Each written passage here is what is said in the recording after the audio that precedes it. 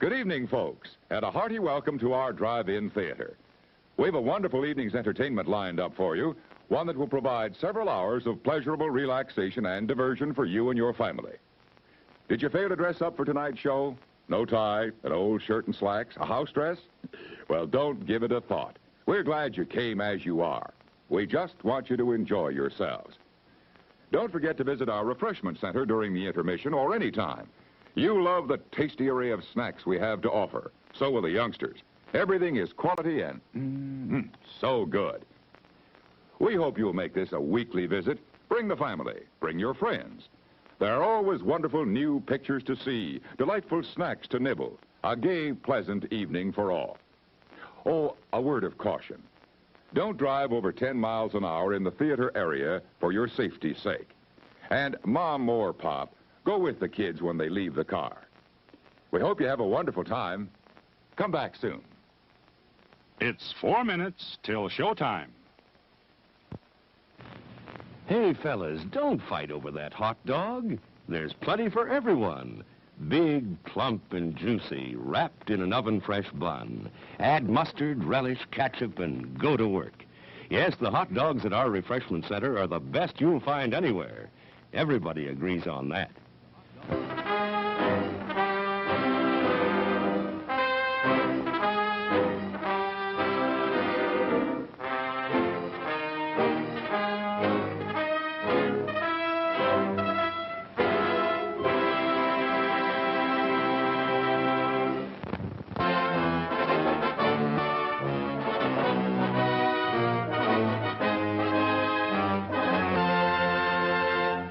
It's 3 minutes till showtime.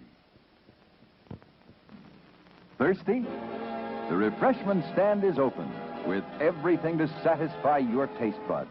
Here's the menu: the hottest, freshest, crunchiest popcorn, each kernel popped to its fullest with that real movie time taste. Cold drinks.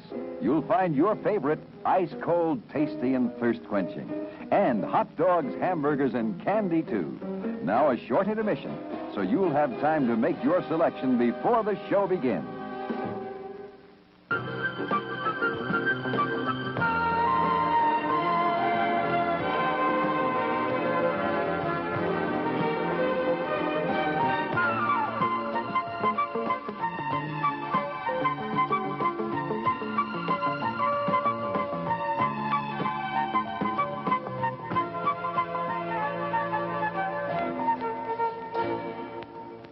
It's 2 minutes till showtime. Your attention, please. All new hotshot electric in-car heaters have been installed for your comfort and convenience. Just insert heater through car window and turn on the switch. When leaving, please turn switch off and replace on speaker post. Warning, high voltage. For your own safety, do not attempt to repair or remove wires. Do not attempt to open heater unit. If you need assistance, please notify the theater box office or concession manager. Top quality hamburgers, the most popular snack in the country. We serve them plain or garnished to your taste. There are words men live by, words of strength, of wisdom, and of peace. We urge you to find the spiritual comfort and guidance we all so greatly need by attending your place of worship regularly.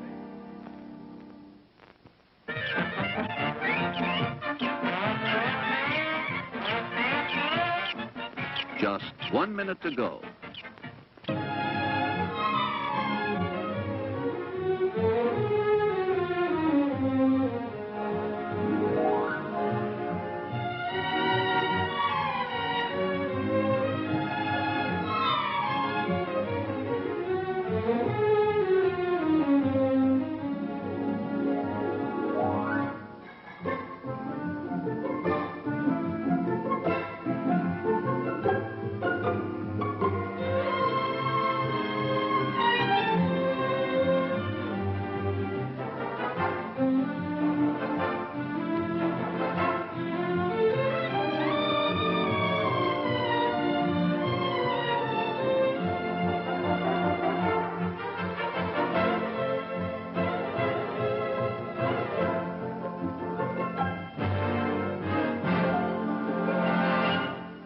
And now, on with the show. No, that's not big enough. No, that's not big enough either. That's more like it. We're delighted to have you with us, and we extend a cordial welcome to you. We've lined up the top stars from Hollywood and from all over the world to entertain you on our giant screen with the new, colorful motion pictures you've been hearing about and reading about. To add to your enjoyment, we're all wound up to bowl you over at intermission time with live wire service at our snack bar, where you'll find a tempting variety of favorite foods and beverages. Your continued patronage is very, very welcome. Well, hello, fellow humans. Welcome to my stream. As I always like to welcome the non-human identifying sentients who might be out there today, as well as all the non-sentients who might be enjoying the poker action today.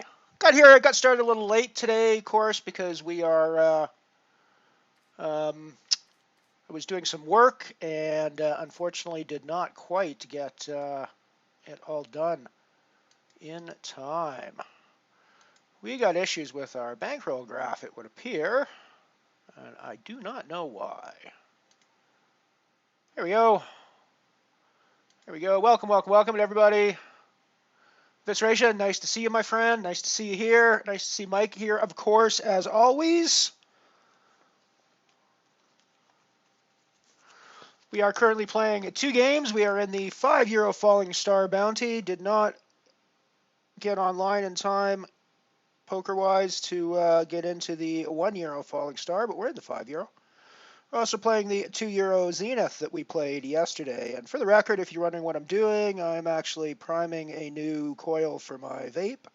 So I'm changing my vape coil. So I'll be somewhat occupied doing things. But yes, we got this Falling Star. We've also got the Zenith running at the moment.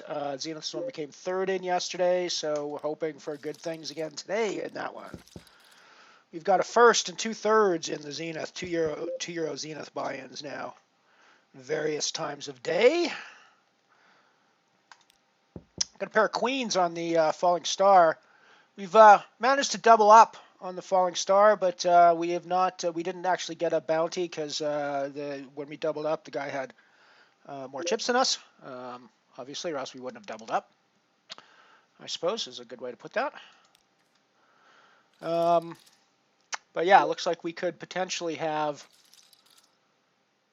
a situation here where we can get some chips and maybe a bounty or 2. That would be cool. That would be super cool.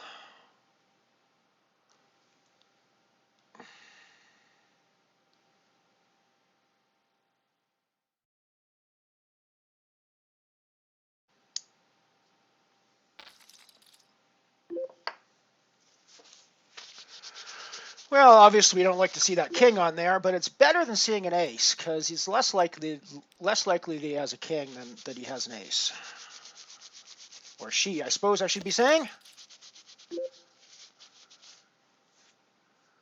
So I think we'd probably check call at this point.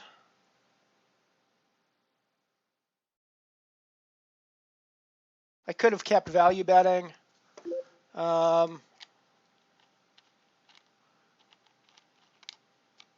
I think we're going to value bet this river. When he checks back to me on the turn, he's almost never has a king. It's pretty cagey move for a king. He could have ace-5, could have 5-6. He could have ace-5. That's fucking gross. Gross river for us there. Looks like a brick, and it's not, of course. It doesn't have to be. I mean, we did see the ace-5 there, but it's pretty gross that that's just what he has, right? What are you going to do?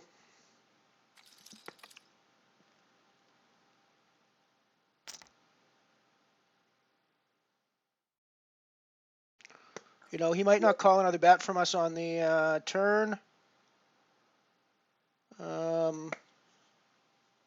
Maybe we should bet the turn on that hand. But feels like we're actually pretty happy with the way that hand worked out. Even though, of course, we lost a bunch of chips on it. It's like pretty unlikely that he's going to get there. with that hand. So we want that flop call all the time with the gut shot there. He doesn't hit that gut shot very often. So what are you gonna do?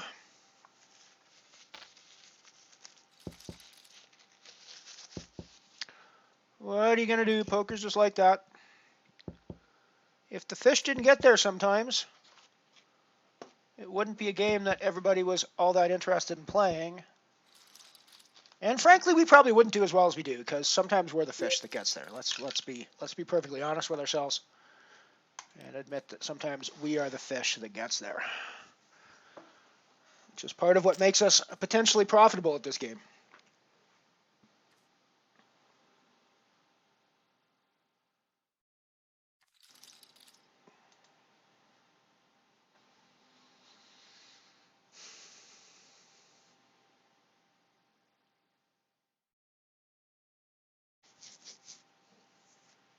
I think I'm probably going to fire up some more run-at-once cash on here today. Although I do actually have to play my... How much time do I have left on my cash ticket? Here. Don't think I have any tournament tickets that are going to expire too soon. Yeah, no, I got lots of time on all my tournament tickets. But I think the cash ticket... if I go to my profile... I got 4 days to play that one.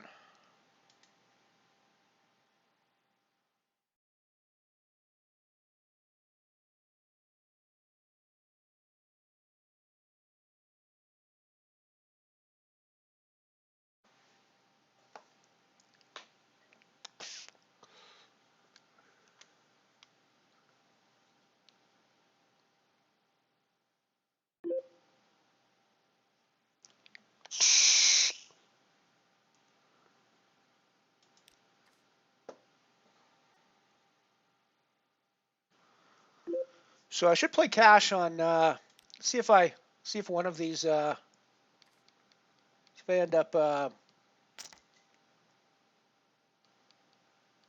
busting one of these tournaments, I might kick off Unibet cash as well. But I think I might kick off some run-at-once cash a little later.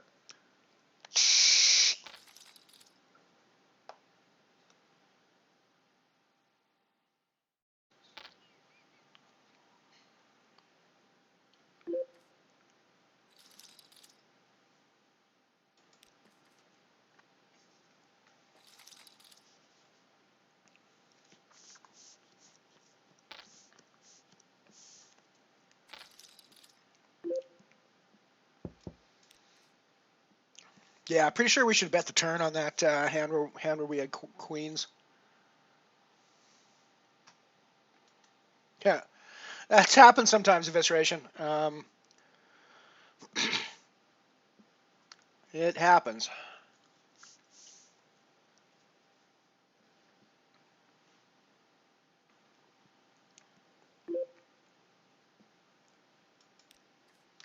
Sometimes it is unavoidable that you will just go ahead and bust.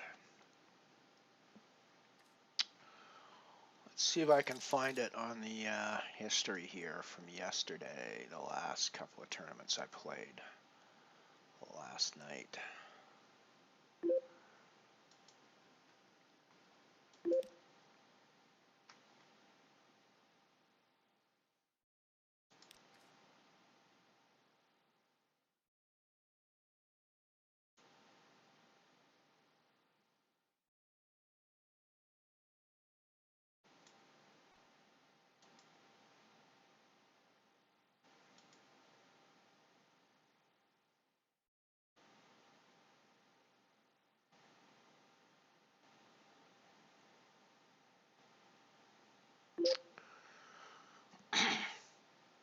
So yeah, I busted later on in the day after I got offline, I busted a €2 singularity buy-in, getting ace-10 in against a jack-queen, where the jack-queen got there, but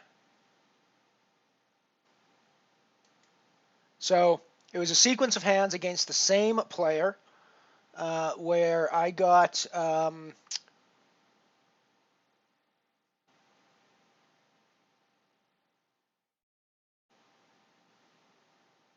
No, that one wasn't.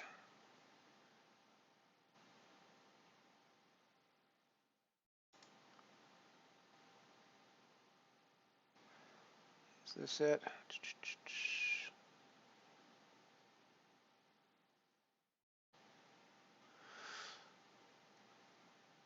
Oh, yeah.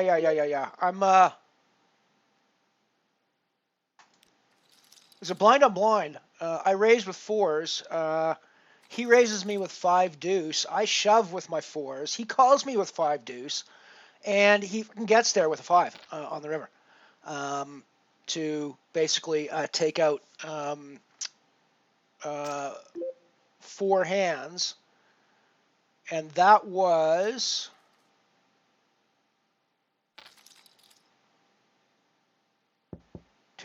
That basically crippled me at that point, so I busted out a few hands later on there.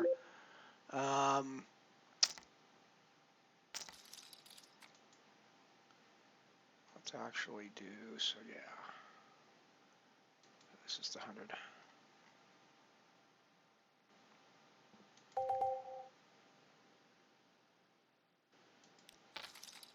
Anyways, it was a pretty brutal way to bust out twice last night right at the end. I think one of the tournaments, was it the 50 euro singularity that I entered in? Yeah, one hand in the 50 euro singularity. I get dealt 9s against 4s. There's a 2-3-4 flop. We get it all in on the flop. I'm done. I am done. One hand. So it happens, right? I'm not sure that was an ideal play, i.e. I don't necessarily think I have to get my entire stack in with 9s on a deuce 3-4 board. But there's a ton of hands and draws he can have that don't have to beat my 9s at that point. And as we've seen people play, he does that on a pure bluff from time to time. So.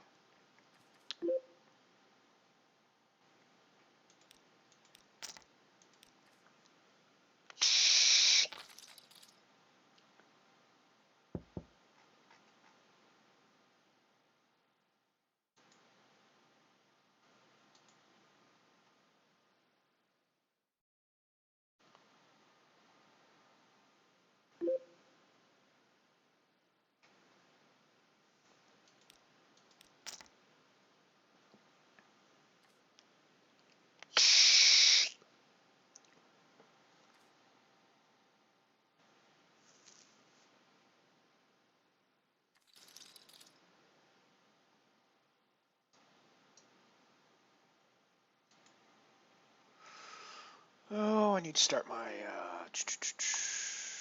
There we go.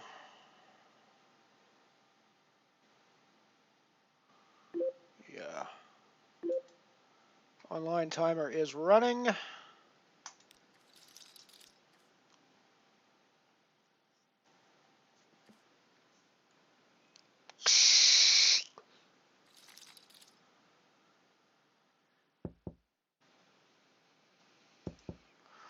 Let's see what the player pool is like over at Run It Once at the moment. That's the problem with playing at Run It Once, is the player pool is really tiny at the moment. So there's sometimes not games. I tried to go on last night. There was like 2 people playing at 4NL, which is not going to be very profitable for me usually. So I didn't even bother to play.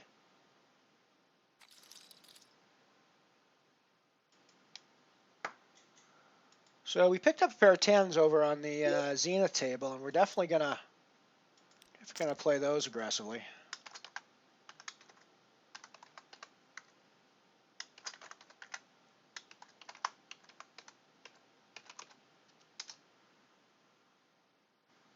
Maybe we take it down pre-flop. I'm okay with that. Yeah, so there's 9 players playing at 4NL at the moment, which is not great odds for us over at Run It Once. So I think we're necessarily gonna play on there right now. We should grab our. Let's play our Unibet cash ticket. Let's play our Unibet cash ticket. Play Omaha cash. That seems like a really good way to waste our money, but let's play Texas Hold'em cash.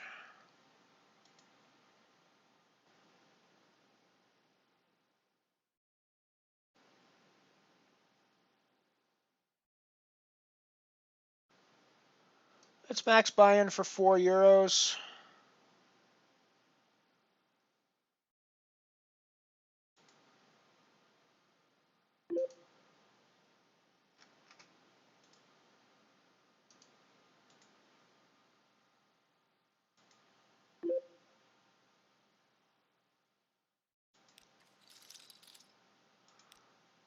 Oh, buy-in timed out. Please try again. I guess it didn't like my this didn't like me waiting that long. Alrighty, let's try that again.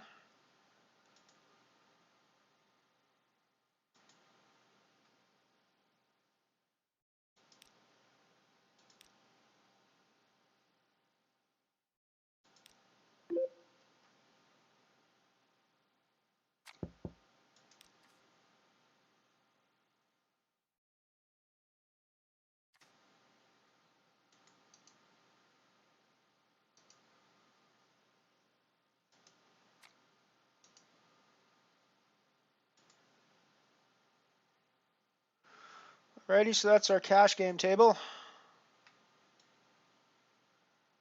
get the title sorted for that.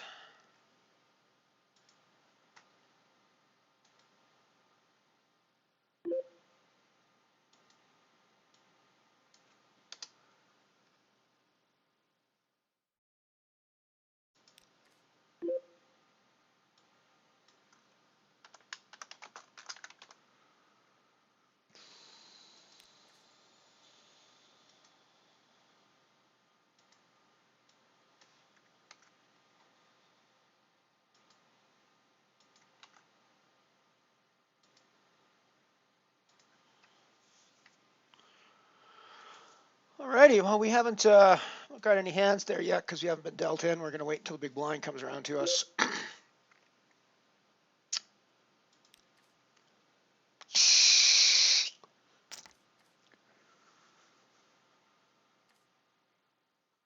We'll see what we get.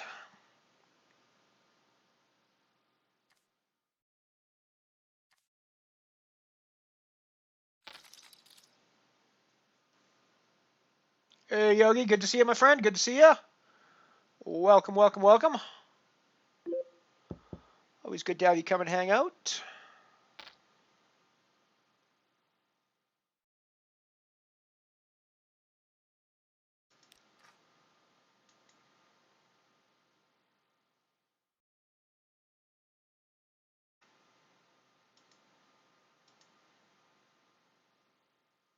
What the hell happened? What the hell happened to all my stuff in my bars?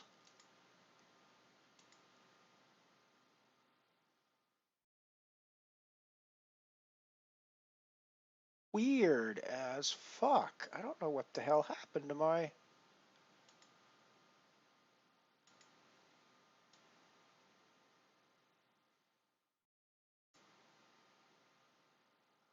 Weird.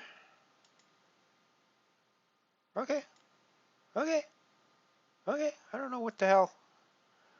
That's a weird ass. Some weird ass shit that happened there. I don't know if you guys figured out what was going on, but somehow my bankroll graph got moved on one of my tables, and what that did was shifted everything on my sidebar on the other tables. Very weird. I guess because I have it all in a frame, but...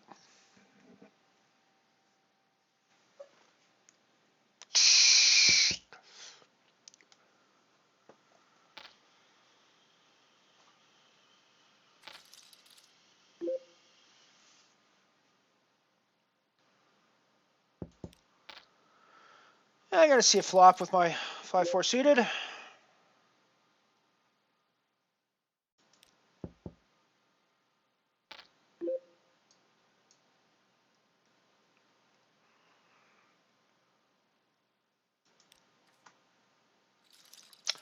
He could have played back there possibly. I'm not sure he has to have hit that board in any way. We're out of position, so it's not the greatest spot in the world for us there. We really want to have hit that board much harder than we did, like at all, before we continue with that.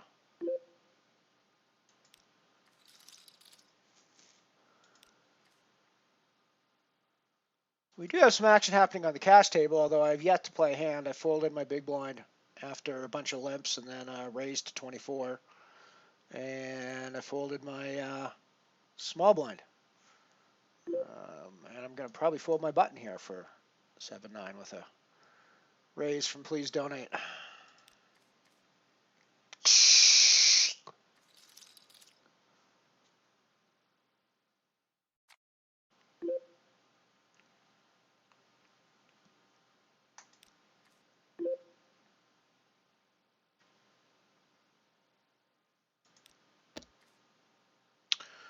I wouldn't mind seeing a flop with my King-9 suited here.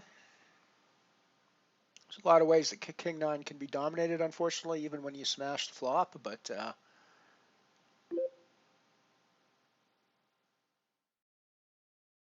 good luck in the Venom there, Yogi.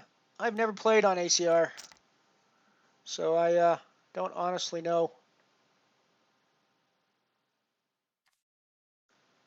anything about... I haven't played on them because they seem a little skeevy to me, frankly.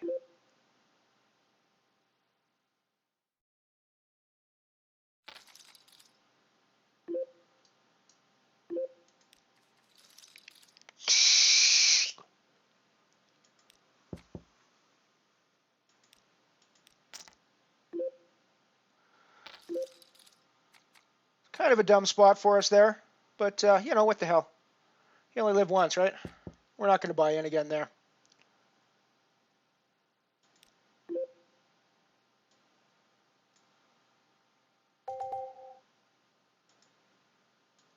I mean, I don't think, given that player, who that player was, there was any reason, given the way that I'd seen them play, there was any reason for them to be that strong when they raised like that there. They had been raising a ton,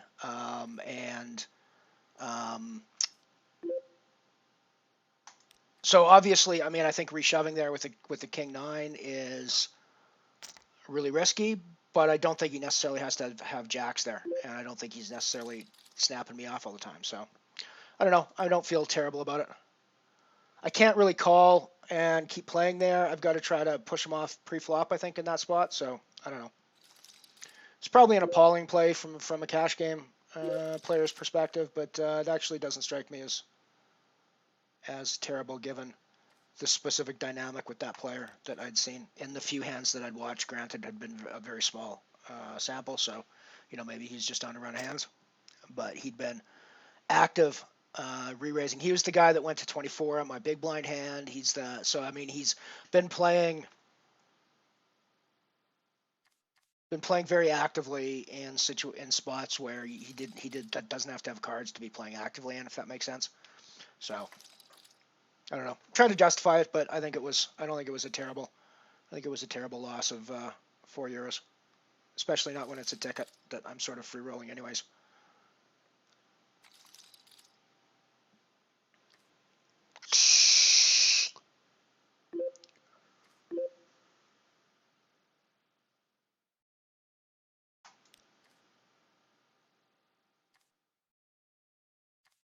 You know, I think snapping off there, there's a lot of times when I reshove there that I'm going to be having aces, kings, or queens, so he's going to be in pretty rough shape. So I don't know. Seems like it was, I don't think it was a terrible play. I still don't think it was a terrible play.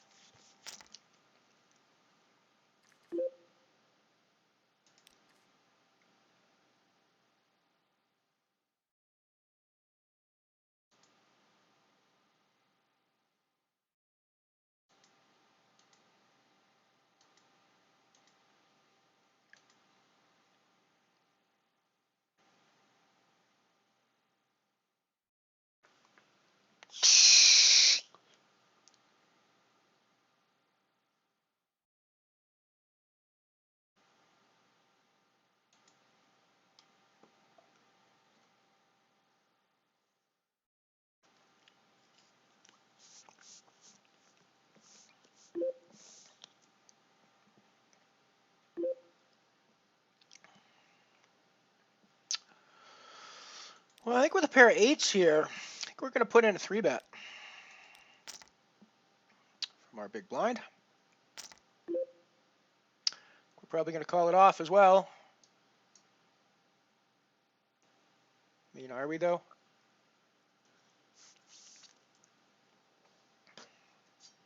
He has a chance to take a bounty.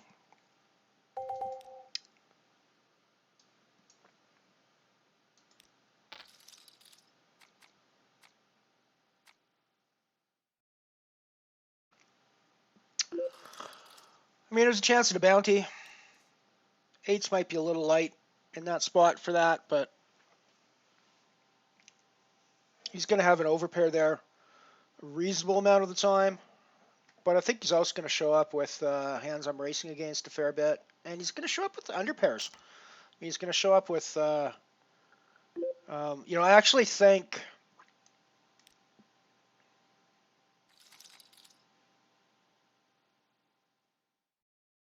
I think the lower the pair is, the more likelihood he is to be shoving it in that spot. So, I don't think, again, I don't think the 8s are. I think the 8s are probably wide, but I'm kind of in a bounty spot where I've got his 225 on the line. It's a playable spot for me, anyways, I think.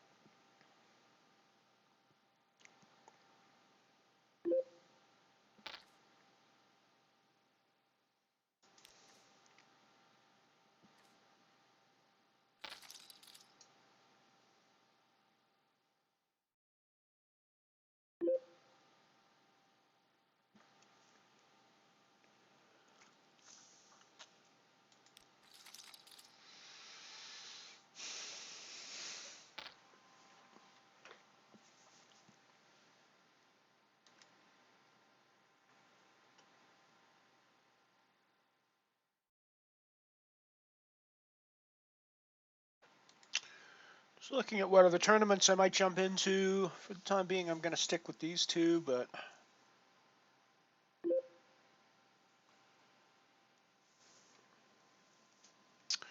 ready, we're going to be all in with our ace-king here. And these blinds in our stack.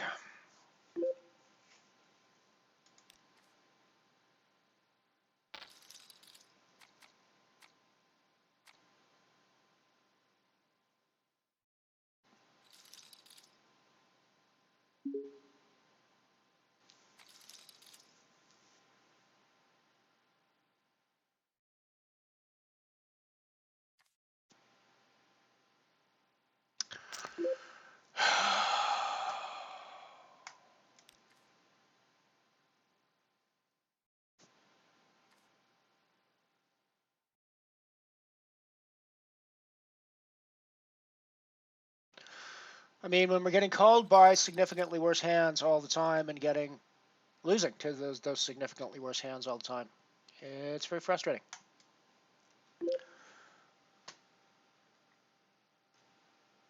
I suppose it's equally frustrating when we have a day when we're doing things like we did on the cash table.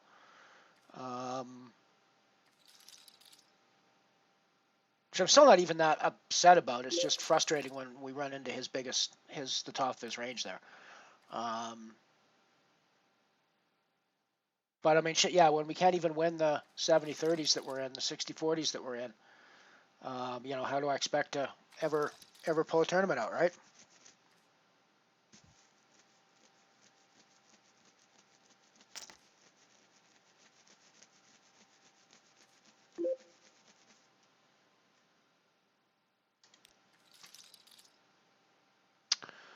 So we're just in Zenith now. I don't know if I'm going to reg another one or not. That felt pretty, felt like a statement that I probably shouldn't be playing these tournaments today, because, you know, doesn't matter if I'm playing the best hand or not, I'm not going to win it, so.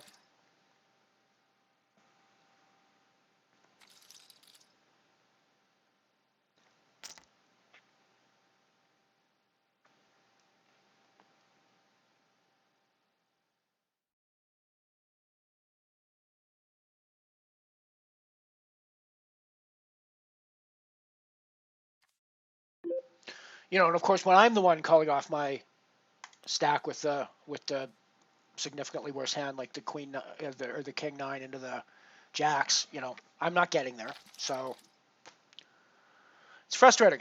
It's very frustrating. It does feel like people get there against me in big spots way more than I get there against other people in big spots. I suppose that's just a feeling, and I suppose that's just something that I have to figure out how to deal with in my mental head.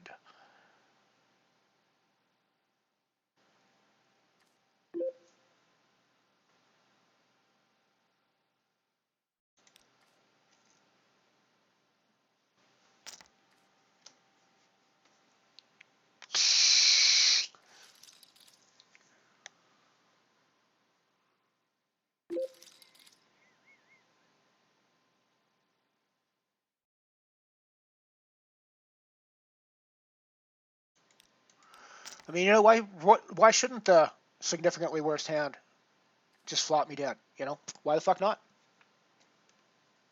Like I said, it didn't quite flop me dead, but, you know, close enough.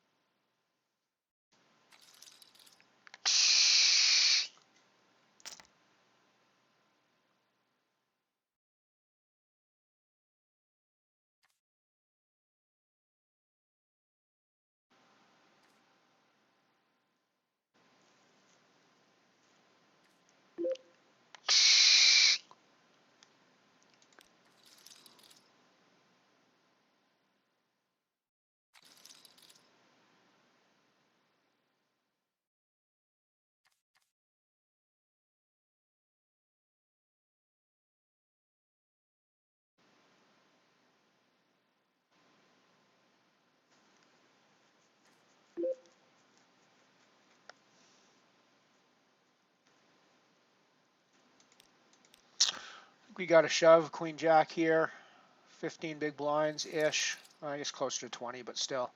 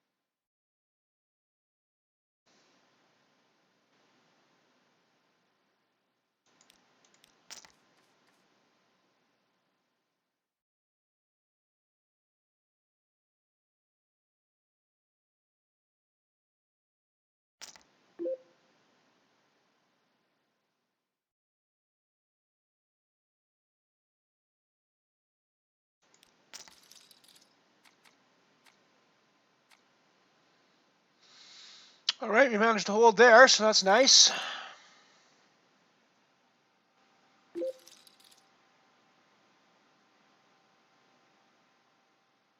Hey, Ant-Man.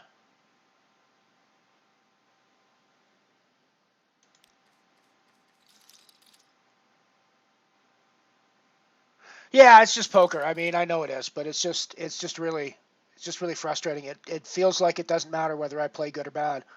I'm just, you know, I'm just not going to get there when I have to.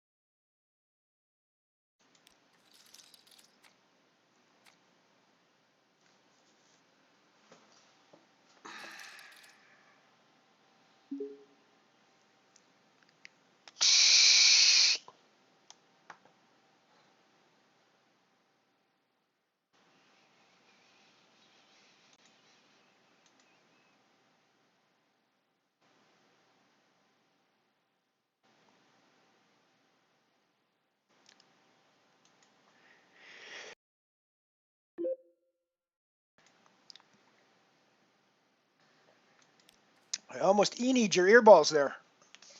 Earballs? Eardrums. Almost e-need your eardrums there. Well, your earballs. You know, I don't judge if you got earballs. I'm not gonna judge you. I'm not gonna judge you for your earballs.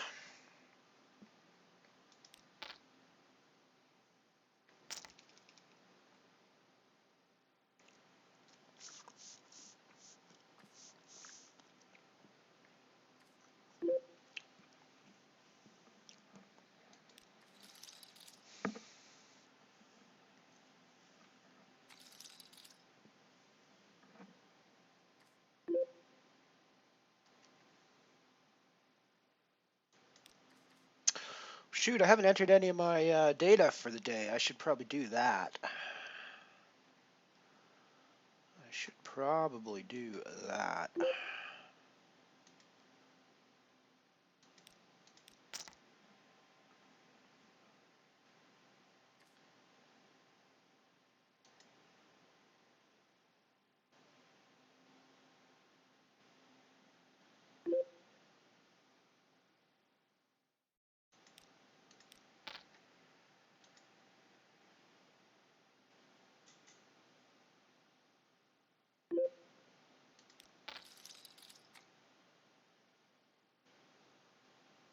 For fuck's sakes! I mean, no, seriously. I mean, seriously, we're at the point now where even when we get hands where we hold, they just come along and fucking crush us later with just the most absurd shit in the world. There's no way he should ever be there on that hand. And then, of course, we can't get there when we flop like that. So, no, I'm sorry, guys. Fuck. I mean, I can't even rebuy at this point because the buy-ins are done. I don't know what the fuck I'm supposed to do, frankly. Am I playing horribly? Sure, I don't have to reshove there with the deuce 3, but I've got fucking like shitloads of outs there. My deuce is going to be a good card some of the times. I mean, yeah, that was obviously a tilt move there, but I don't know what the fuck I'm supposed to do when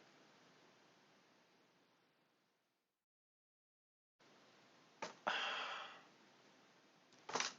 mean that Jackson to ace 8 hand. That's just fucking absurd. Just fucking absurd, right? He's shoves on me with nothing but a draw, and just fucking gets there because why not? Why shouldn't he get there? Why shouldn't he get there? I mean, I don't know. I want to keep streaming for you guys today, but I'm obviously not in the right headset for. I'll jump into the black hole now.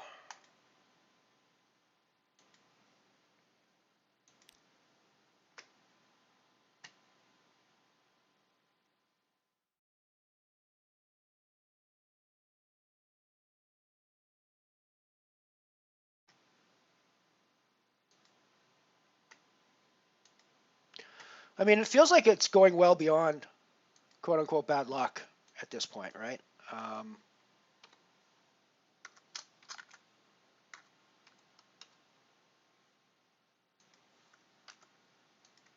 Just every single fucking tournament, even when I, managed to actually build something, it comes along and it's a fucking suck out against me.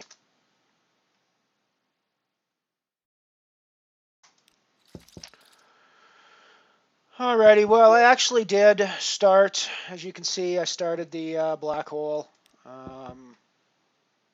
It's not named right yet. I'm going to go off on a break. I'll be back. No sloppy hose, Holiday, no changing clothes, Holiday, wash your car the modern way, wash and shine with Holiday, the car washing cream with the built-in shine, the shine that looks a foot deep. Johnson's Holiday washes, deep cleans, and polishes safely, easily, leaves a shine that looks a foot deep. Wash your car the modern way, wash and shine with Holiday. Friends, why suffer from the miserable symptoms of colds? Take tiny Krypton tablets with the beneficial action 3 out of 4 doctors prescribe.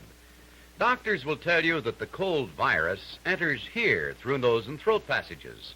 Krypton reverses the trend. In case after case, Krypton relieved, checked, and even stopped cold symptoms for good. Why suffer? Why infect your family? Get Krypton, 12 tablets for only 39 cents, and stop cold symptoms fast. Thank you, Thank Patty. you, Patty. What a thrill to take the wheel Of a rocket Oldsmobile. You know, there's a new word to describe that Oldsmobile thrill. It's spelled L-S-M-O-B-I-L-I-T-Y.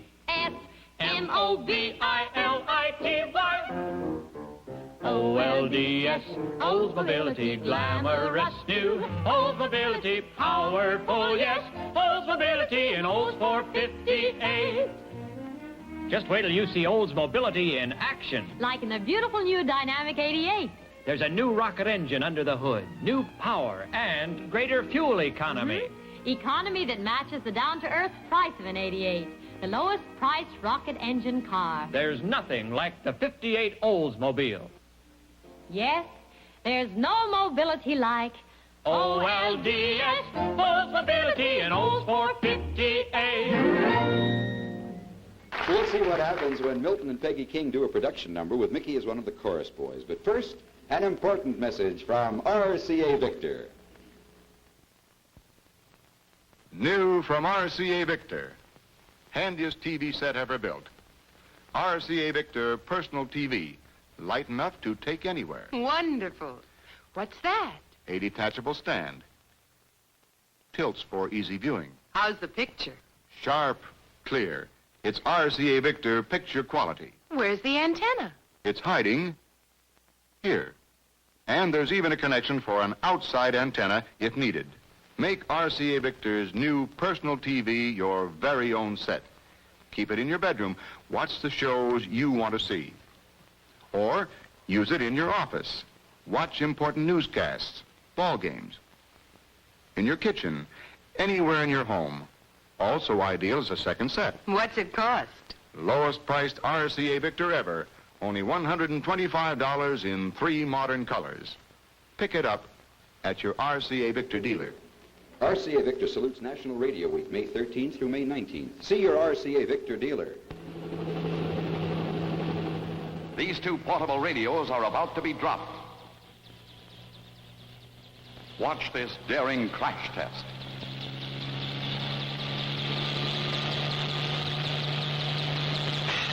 This case, completely demolished. But RCA Victor's non-breakable impact case doesn't have a scratch, chip, or dent. So tough, it's guaranteed for 5 full years by RCA Victor.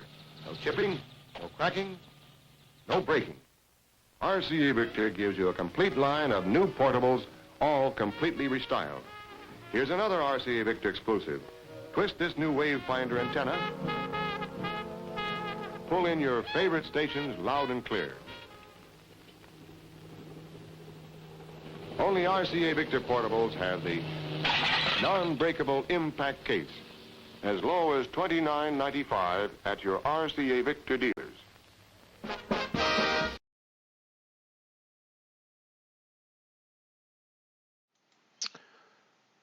Alrighty, we are back with the Black Hole Nano. 50-cent buy-in. I was in the process of actually updating my records.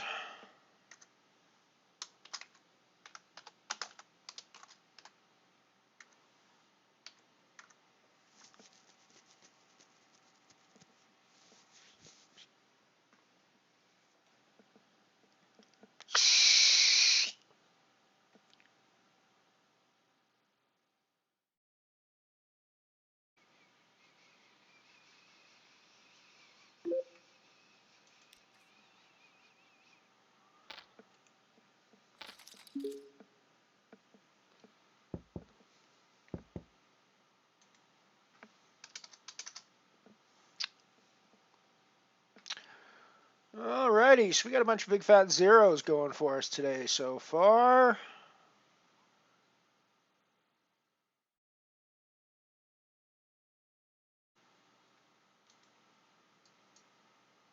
Oh, what the hell, let's light reg in the Omaha Calypso as well. Since we're here, since we're having so much fun playing poker today, let's reg in the Omaha Calypso Nano as well.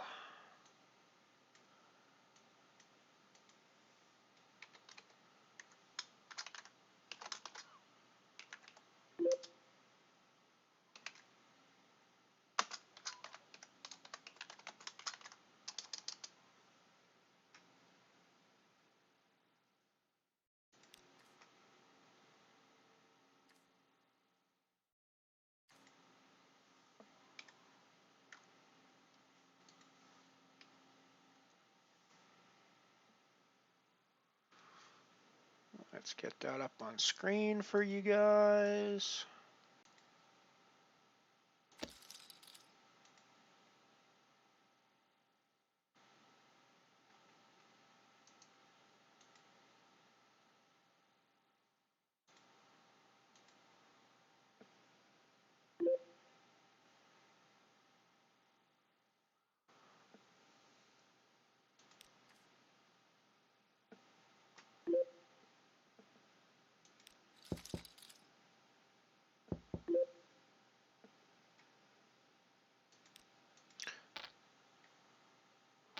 Since that pot was all limpy, let's put some money into it. They decide they want to call me. The ace comes, we'll check call here. We got fives and threes. We're probably in check call mode. I mean, I think an ace raises pre-flop, yeah.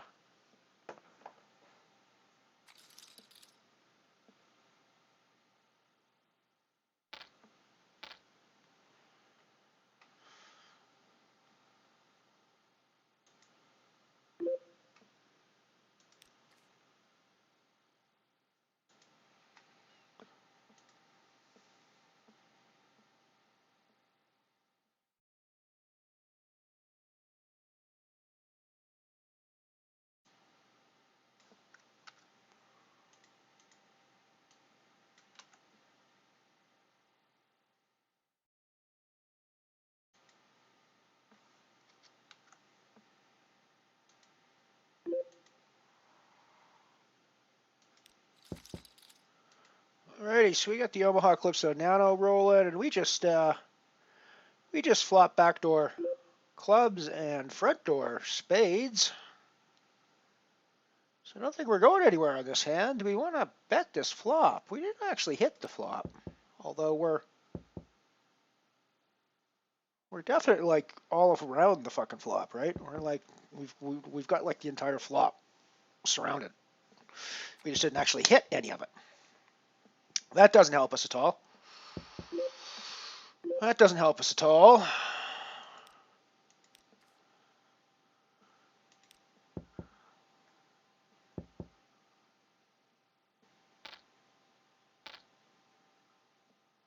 don't think we're going anywhere here. I mean, I think we have to We have to call to see if there's a spade on the river or not. I mean, no matter what spade comes, we could actually be just in trouble. But since no spade comes, we're, we're like pretty much playing the not nothing, which never wins in Omaha, for the record. Never wins at Showdown in Omaha, like ever.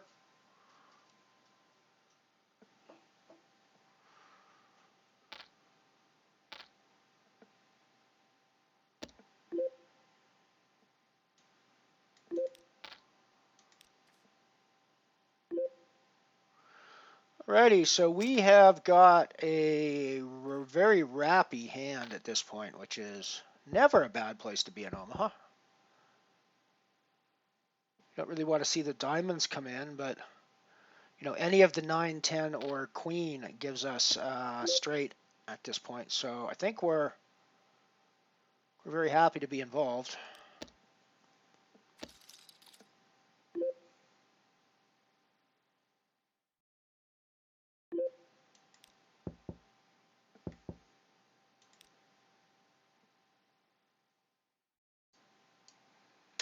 I mean, I think we're seeing one more street too. It's a chunky, lot of money to put into the pot.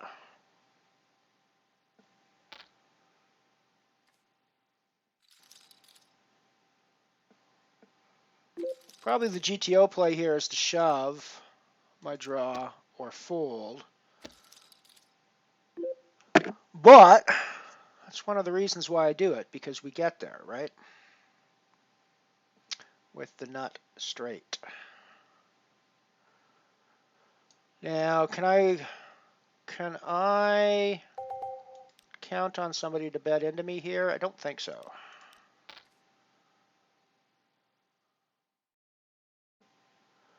think I have to shove for value.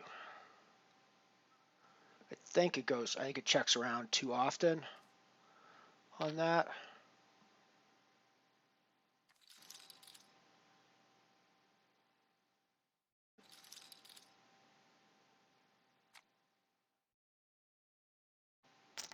And because there's going to be a lot of hands like the low straights out there, or sets that might want to be calling me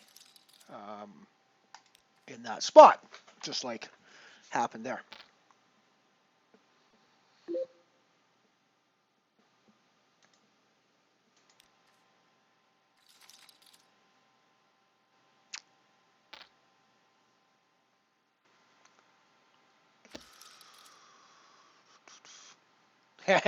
Well, yeah. Well, I mean, one of the things that people don't realize about the old era of advertising. So in the 40s and the 50s and into the early 60s, there were these elaborate, and when I mean elaborate, I'm talking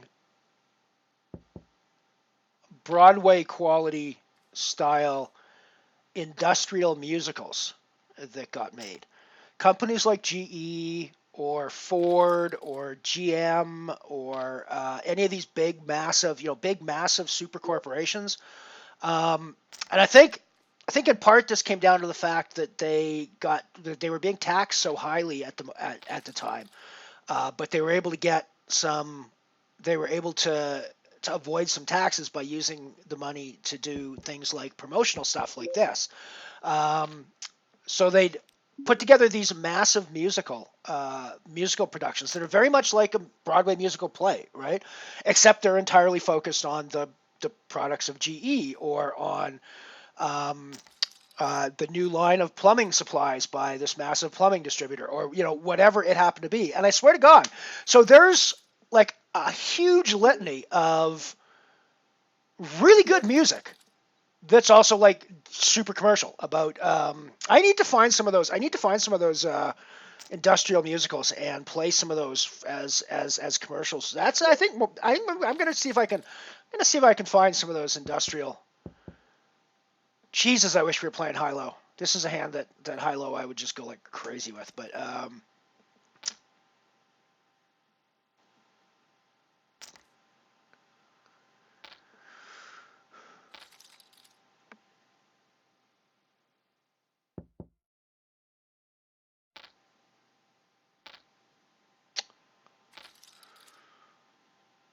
Nice one there, Vis. Well done, well done, well done.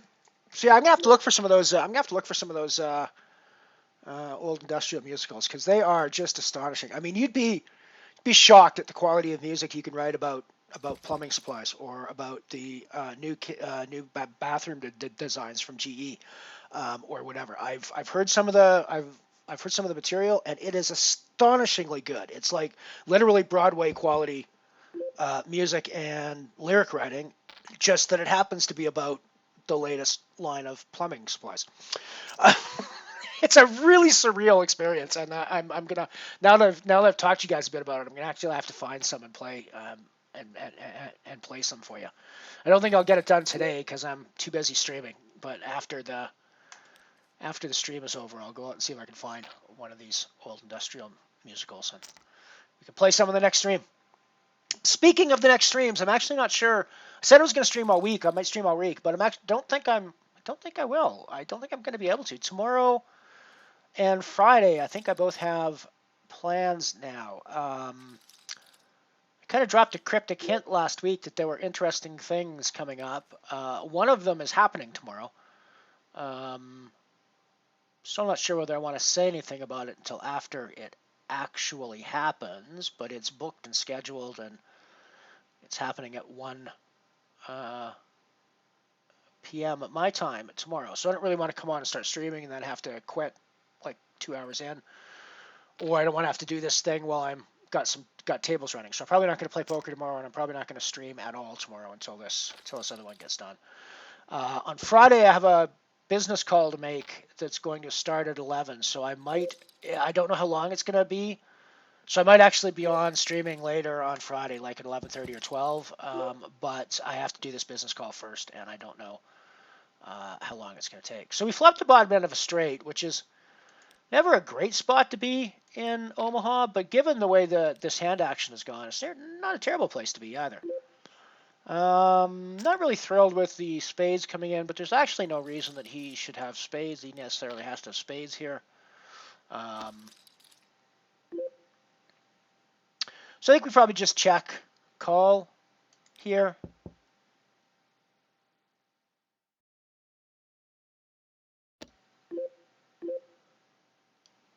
I mean, I don't think we can ever fold here?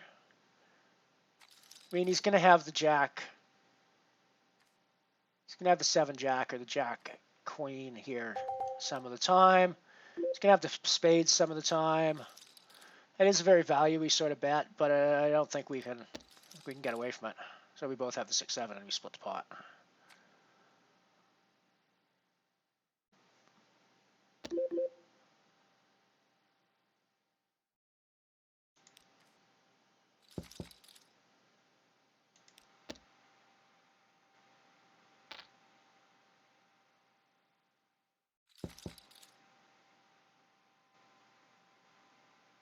Yeah, no, 100% that, man. But that's one of the low straight is one of the hands. But I mean, I think even a set stuff on that board because it's not the most obvious of straights that came in on the river. I don't think. So I don't know, but I mean, I just think that there's a lot of hands in the Omaha context that are gonna be wanting to call me there. That are gonna just be kind of cry call when I've hit the nut straight there.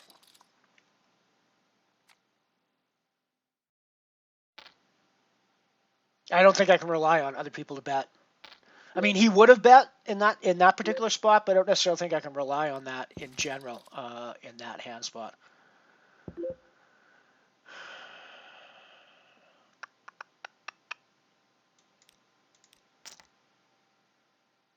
I'm all in on the black hole. Let's go over there and have a look at what happens. King 10 v King 9. We hold. We hodl.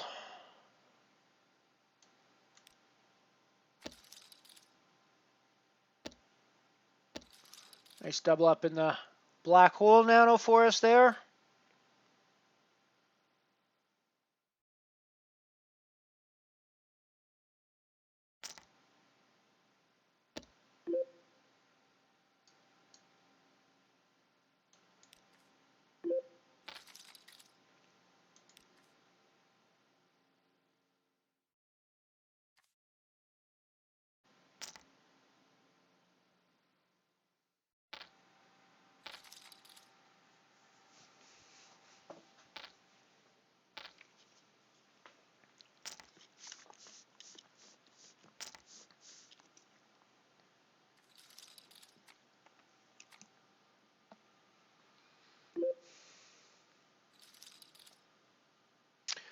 Wow, the 9's just got there. The 9 just got there.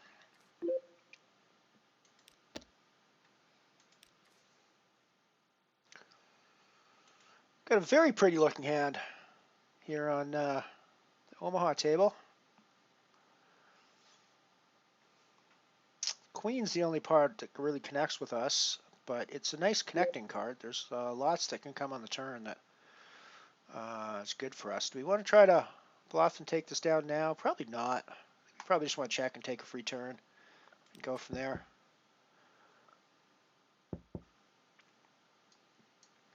Could have been a better turn card for us, but it's not a terrible turn card for us.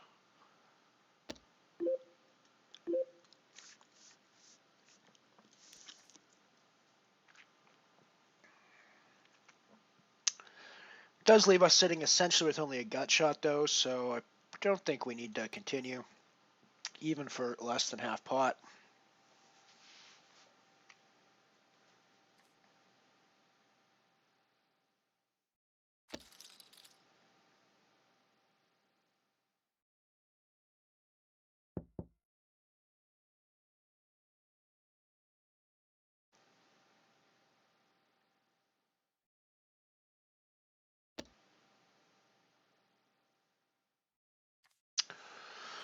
So I think the Black Hole Nano is one of the Nano tournaments I have yet to win. Let me go look at my records real quick. That's a nice wrappy looking hand. I think we're actually gonna play a bit with that. Yeah, the Nano Black Hole I've come second in. I've yet to be able to take the Nano Black Hole down. So it'd be nice to be able to do that. Be nice to be able to do that sometime.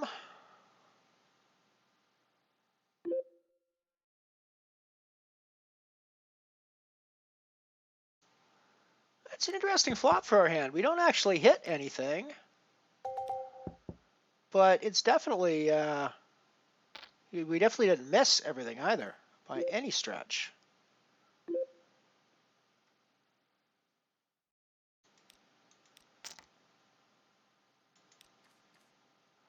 But I don't think we're gonna keep playing. Interesting spot on the get out of the way here so we can go over and look at the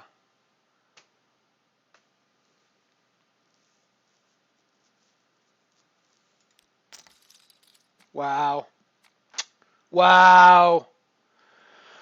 Alrighty, I guess I can't complain too much about getting sucked out on earlier because we just sucked out on Juves there. You know, so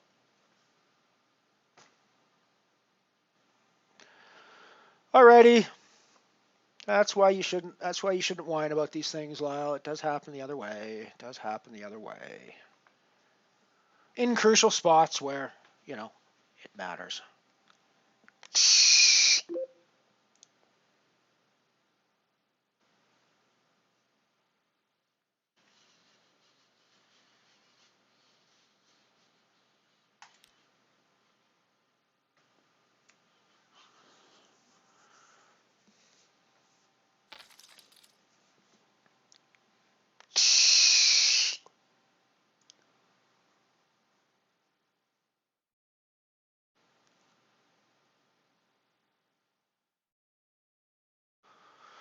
Yeah, so as I was saying, the Black Hole is actually one that I have not won yet. One of the nanos that I have not yet won. So it'd be nice to take that one down. And we got a pretty good chance to do that today. At this point, as long as we don't lose our head or we don't get horribly sucked out on successively. But again, we shouldn't really complain too much because we did just like badly suck out on Juves there. That was pretty dirty, filthy spot. Not that I'm gonna whine or complain too much about it, because I'm glad that we get there sometimes too. But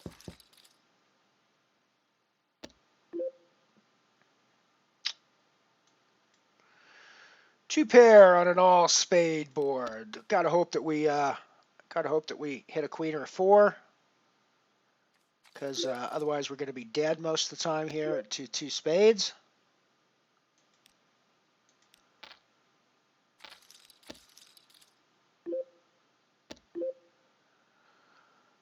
But with the size of the bets, I don't think we can stop calling. I think we just have to call the river. Wow. Wow. I have no idea how 2 pairs ever wins on that board. But hey. At least not in Omaha. I just have no idea how that hand ever wins.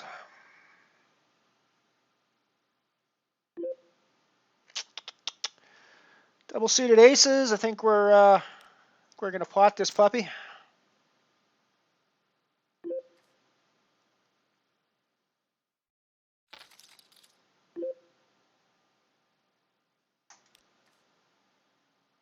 I'm still pretty happy to be value betting this this hand.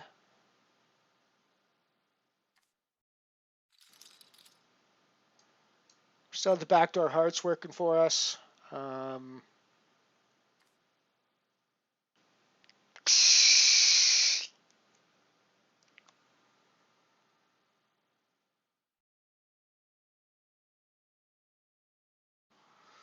Having 3 cards to Broadway here, plus the King Jack of Hearts. I think I'm putting in a raise on this hand as well.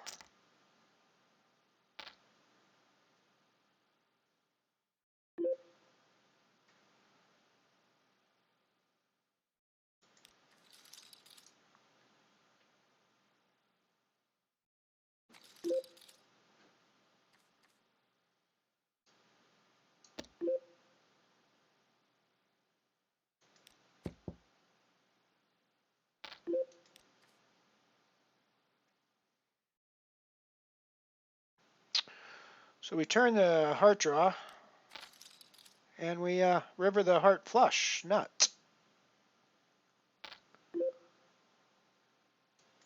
think we have to try to get some value out of this.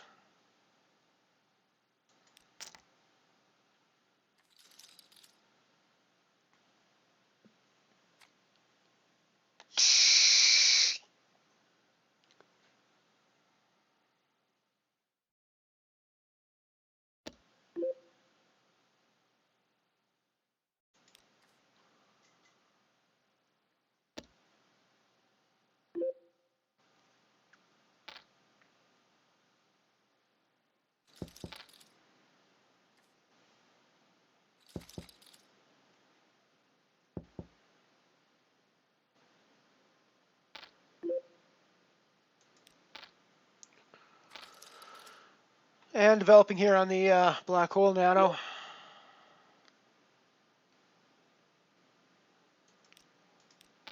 think I'm going to try to end it here with my really big flush draw and my pair. The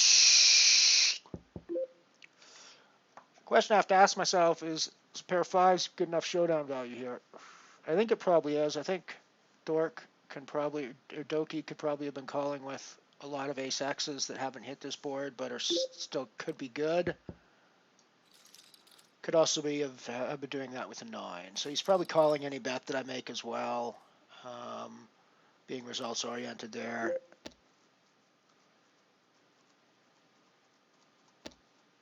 I don't think there's any value there for a 5 if I bet.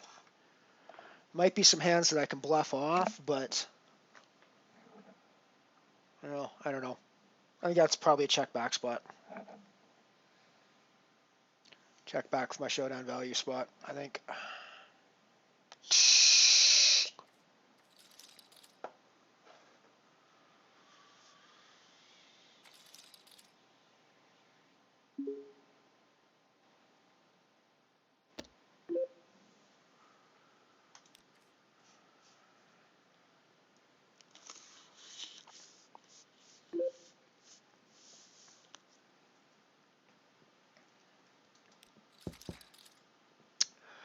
Hands like this in Omaha are just gorgeous.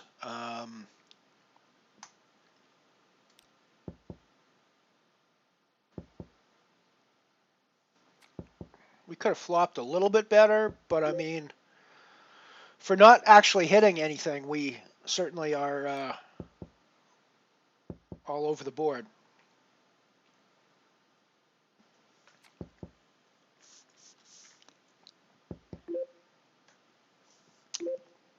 And unfortunately, we end up with bupkis, but that's the way Omaha goes sometimes.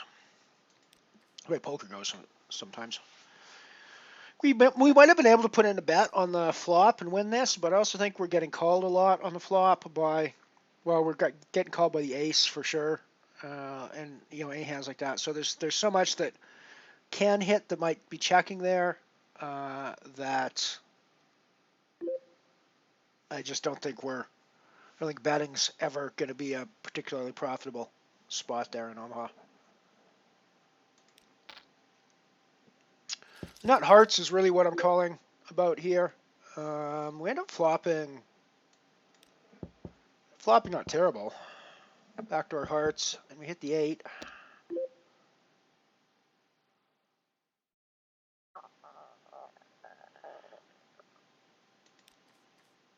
It felt like he's like poised over the bet button to make that bet there, which means he's probably got a 9.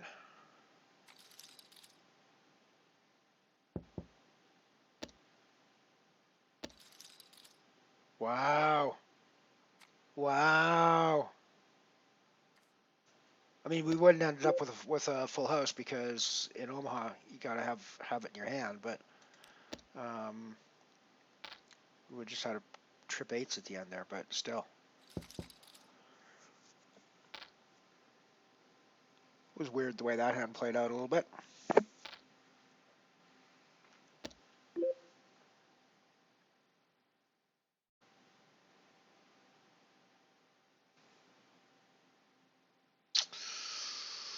I don't think our 9s are ever going to be good here.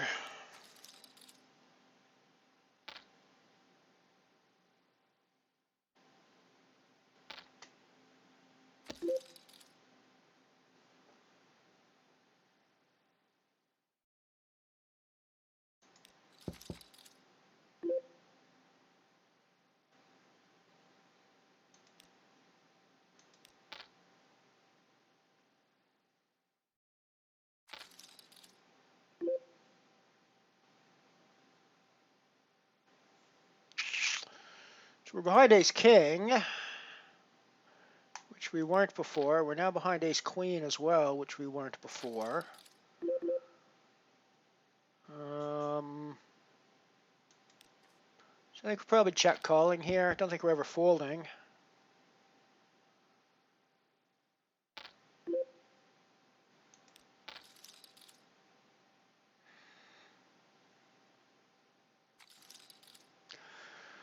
Just getting there. Just getting there. With the worst hands. I mean, I know it happened to us. I know we got there, but it really doesn't seem like it happens as often. Of course, I guess that's because we tend not to get our money in bad as often, frankly. I don't think, as other people do. Which is it's no real comfort, but it is what it is.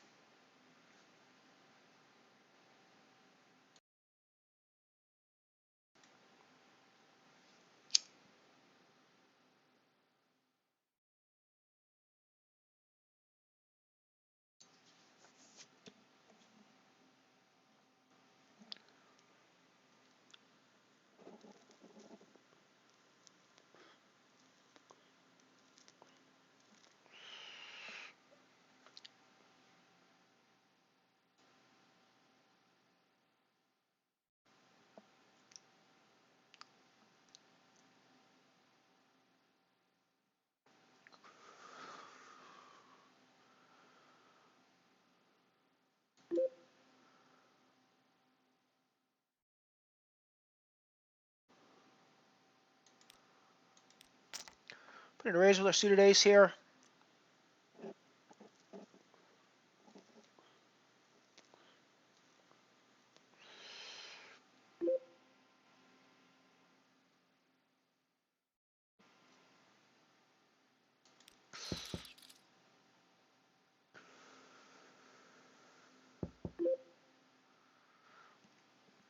Doki, of course, being super active against us.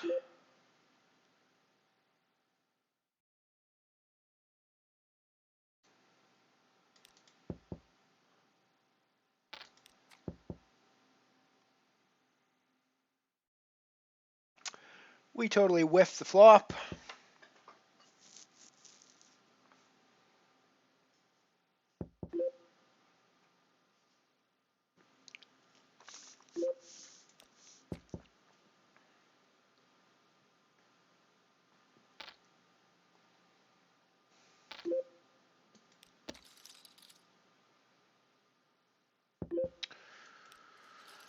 A fold there and flip over to interesting developing hand on the Omaha table. Basically calling, looking for a queen or a 10 here, I think. I'm obviously going to be up against King Jack quite a bit, but I'm also going to be up against spade draws, I think, quite a bit. So either way, I mean, a queen or a 10 obviously does it for me anyways.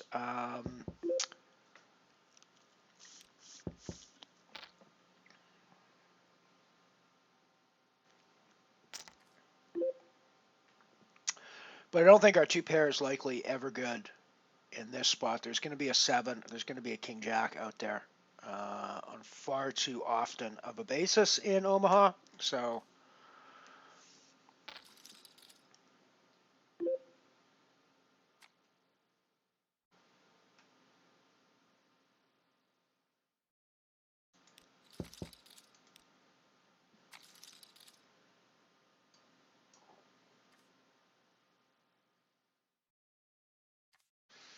yeah, it's aces full 7s versus the 7 on the other. Versus the 7 ace on the others. Versus 7's full aces. Jesus, I was like dead on both fronts in that hand.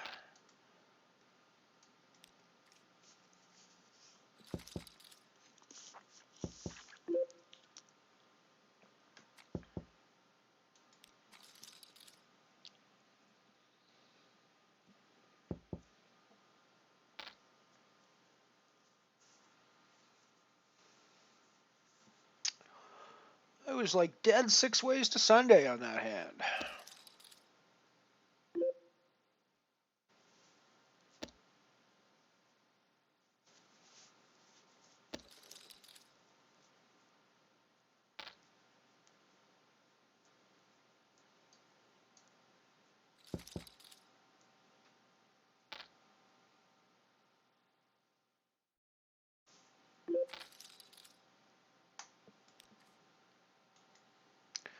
Yeah, for the record, Doki 0012 is nothing like Dara Doki Okurna at all. He's been playing like every freaking hand. Clearly not playing DTO approved poker. Yeah, I mean he's winning a lot of pots, but because he's getting there. And there's a good chance we're going to end up having to go all in with him on this one. Or there's a good chance he calls us no matter what we raise and he outflops us. Because that's just the way it's been going for him and us today. But we're still going to play. We're still going to play the pokers the way we're supposed to play the pokers.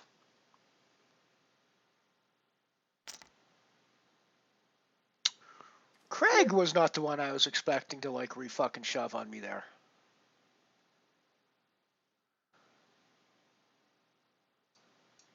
Jesus. I mean, I'm like insta calling the bigger shove from Doki on this hand, like with my 10s.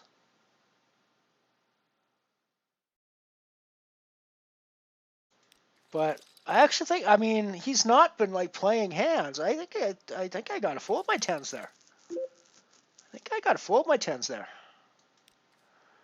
On the other hand, I'm probably not going to be folding my jacks here.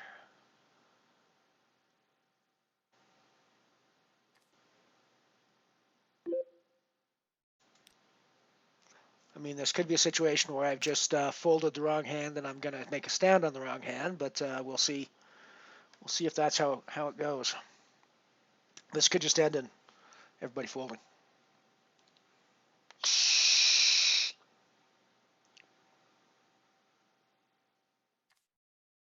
100% if he shoves, I was calling. 100% if he shoves, I was calling. So we're going to check back here, and we're going to try to induce bets from Doki, because the Doki's going to bet into us. Not the best hand in the world. Blech. Fucking any 10 just got there on us. I mean, I don't think I'm going anywhere, but it's just gross. It's just gross. I can't even value bet if he checks to me or if he's timed out.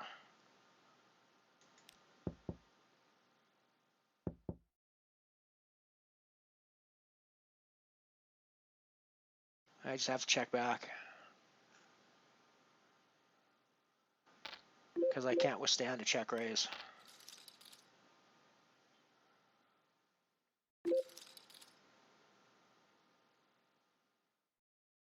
But I mean, I was never folding there, not, especially not to him. But I'm never ever folding there.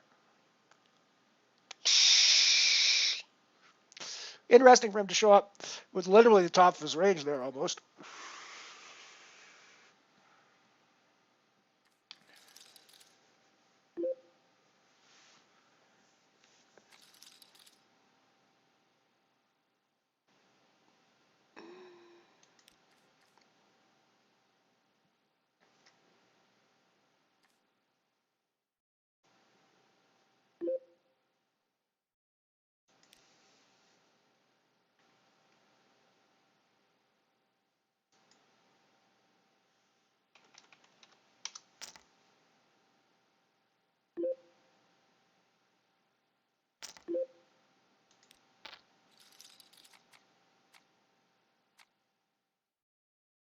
You're kidding me. I mean, that's the kind of thing that I'm talking about, right? Where people are making stupid plays.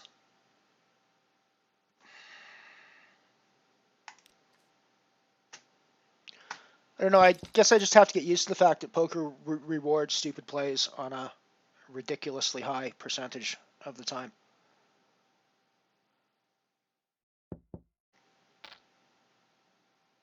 Or at least it seems to when other people make them. It doesn't seem to as often for me if I make stupid plays. Because I mean, I don't think things like when I get it in Queen King against Ace Queen on a Queen High board. I mean, I don't necessarily think that's being stupid. I think that's just one big hand being slightly pipped by another big hand. Shoving the 4-5 there, fucking idiot, complete and fucking idiot move. There's no. I'm sorry, even if there's a chart or even if there's math that says you should do that, you're never ahead there. Right, you're never ahead there. So shoving, and you don't have any. And with the way that the dynamic of that hand went, he has no fold equity either. I'm never folding that hand when I raise that big, right? Or at least I shouldn't be. There's no universe in the world where I should be folding that hand. So I don't get, so it's frustrating when things like that happen, and so clearly gets rewarded for a play that was frankly idiotic. I'm sorry. I'm not usually that direct about plays.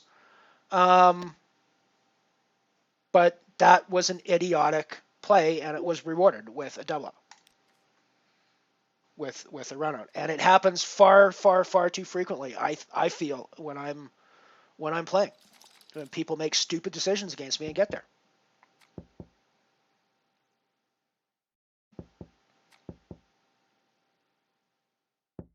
There's a difference between sucking out in a spot where you were in a cooler and sucking out in a spot where you had no business being in the hand in the first place. Right?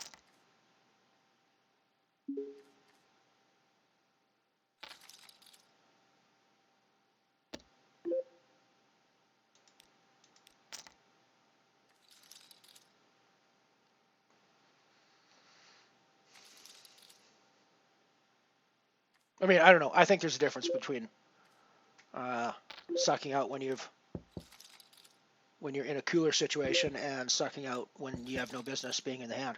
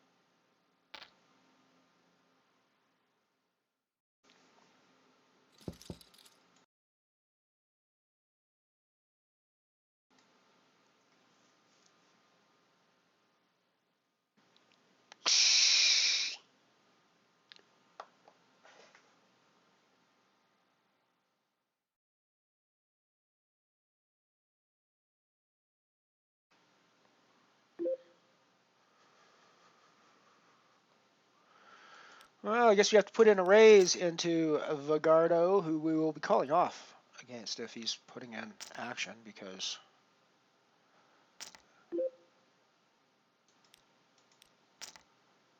I mean, because against these two guys we have to. Wow. Well, we at least get the queen.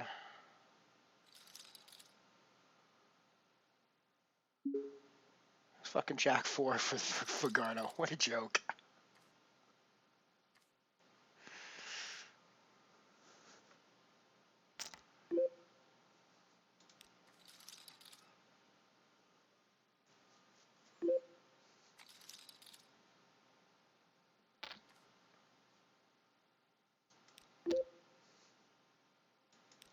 What a joke, and now he's just insta shoving. Fucking, I mean, I don't.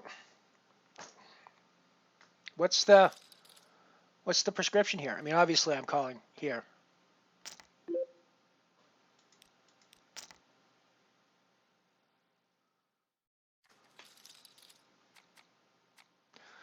Thank you, thank you. I was gonna get really upset there again.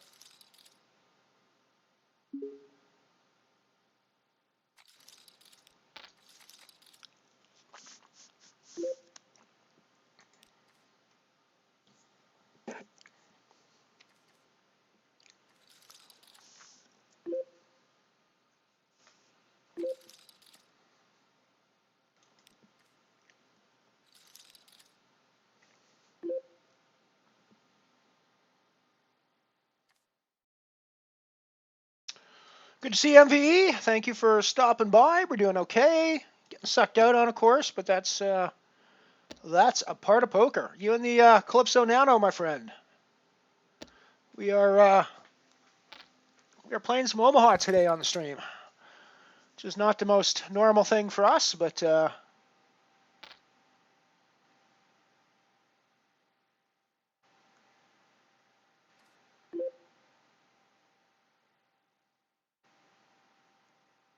nice one. Good stuff, my friend. Keep it up.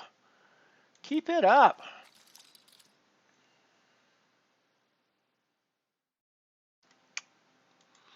Definitely a hand developing here on the Omaha table. And I guess we're calling off the shove because we've got the flush draw and 2 pairs now. He's got a set, and he holds.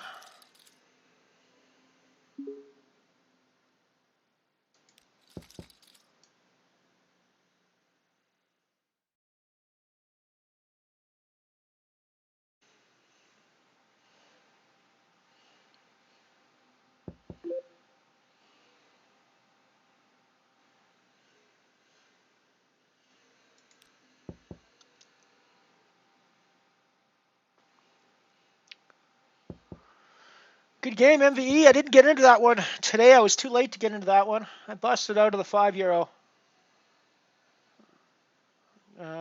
buy-in falling star pretty quickly, in pretty brutal fashion.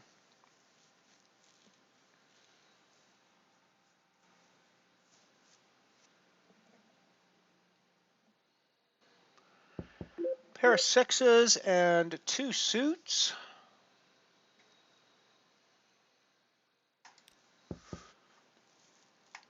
Neither of them is a nut suit, and the 6s aren't great, so I think we'll get out of the way there. We'd rather annoyed if a 6 comes on the flop, but what are you going to do?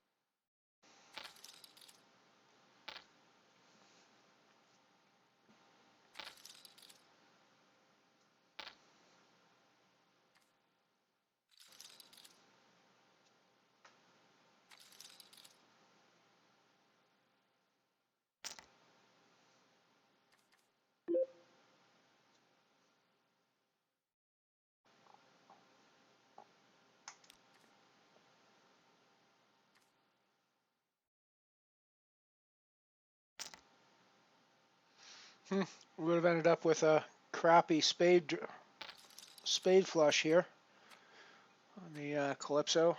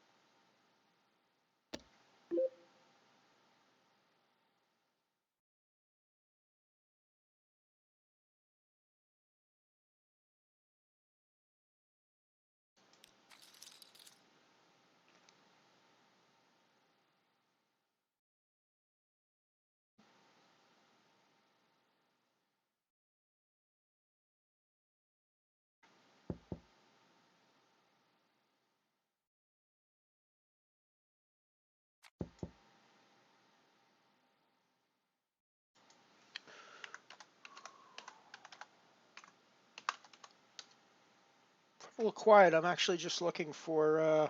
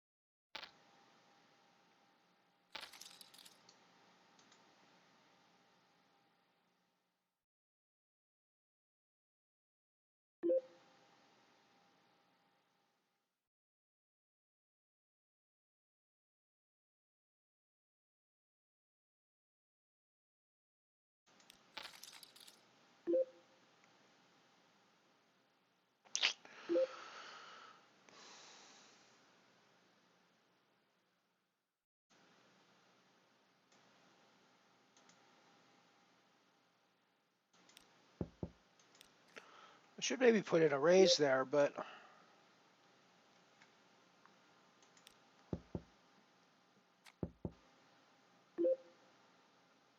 My queens could be good at showdown here anyways.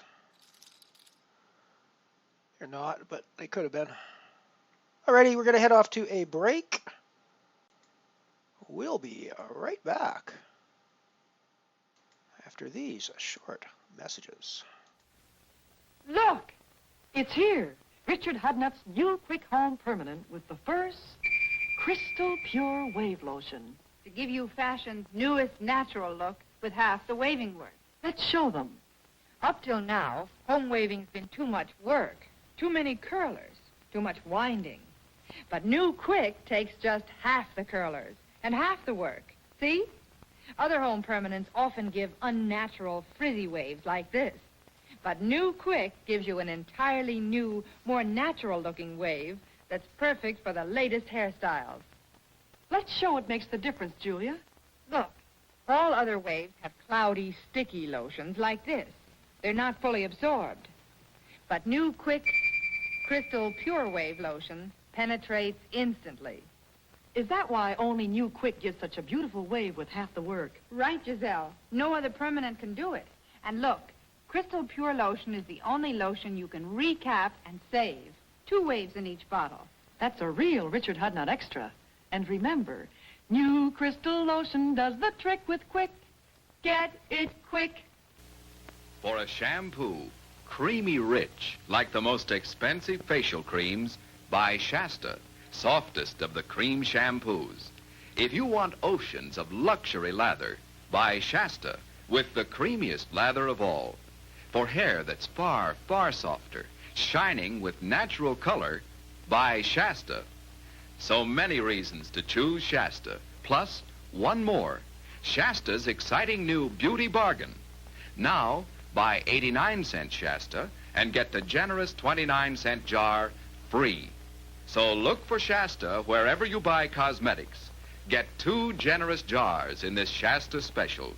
Buy the large 89-cent jar, get the 29-cent jar free. You save with Shasta, year's most exciting 2-for-1 beauty bargain. Buy Shasta, softest of the cream shampoos. And now, before we meet our final candidate, let's meet 2 of America's best-loved personalities, Elsie the Borden cow and her spouse, Elmer. Elmer, is it on the front page? Where are the headlines about new Super Starlax, Borden's new non-fat dry milk?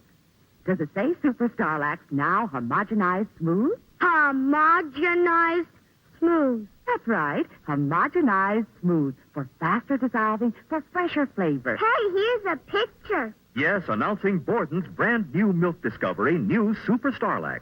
It's as smooth as homogenized for faster dissolving. Why, I hardly have to stir, and there are no pasty lumps either.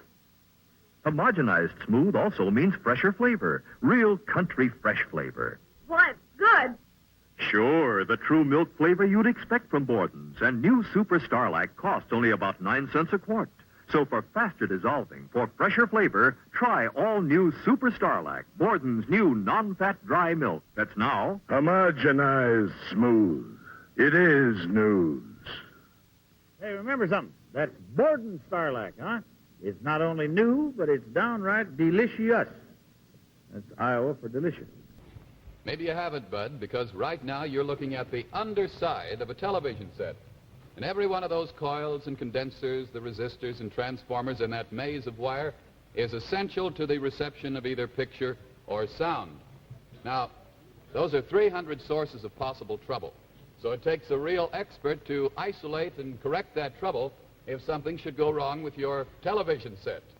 You know, becoming a television repair specialist entails long training, and it takes constant study to keep up with the ever-changing circuit designs of 1,000 or so different sets.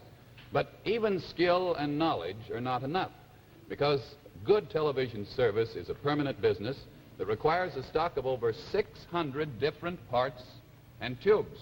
So you can see that when something goes wrong with your television set and it needs a bit of attention, you need to find a qualified service specialist, like the man who displays this Sylvania radio and television service sign.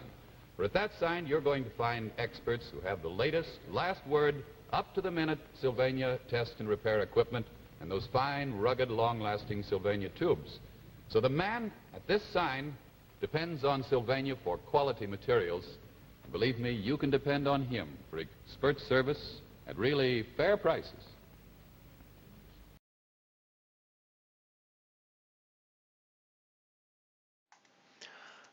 And we're back.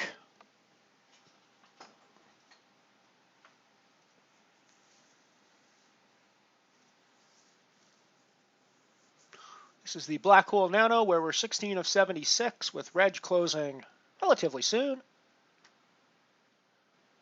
We also have the Calypso Omaha Nano, where we are 13 of 22 with 7 getting paid by the look of things. So we got some work to do over there.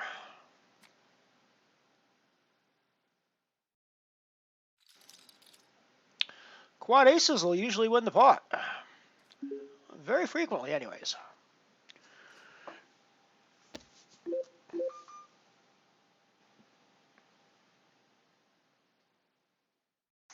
See what the flop brings on that. I just got to plug in my phone here, obviously. Not the best flop in the world for us, but not the worst flop in the world for us either. There's a good chance our jacks are still good here, so I think we're going to put in a fairly chunky 3/4 pot bet, see if we can't take it down right here. I think people with hearts are probably going to come along to see if they can see a turn card, but otherwise we probably take it down right there. And we probably have the best hand, frankly. It's not really a hand that can withstand a bunch of streets of betting, though, so I don't think we are too worried about taking it down right there.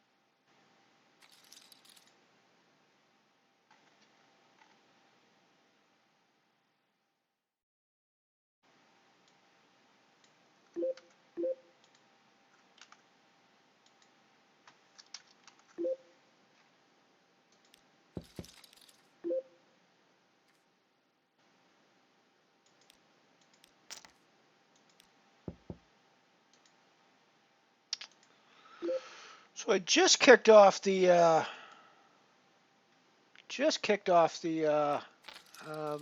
two-year singularity game, and we got a pretty good hand to start off with. We also just had a pretty fortuitous happening in the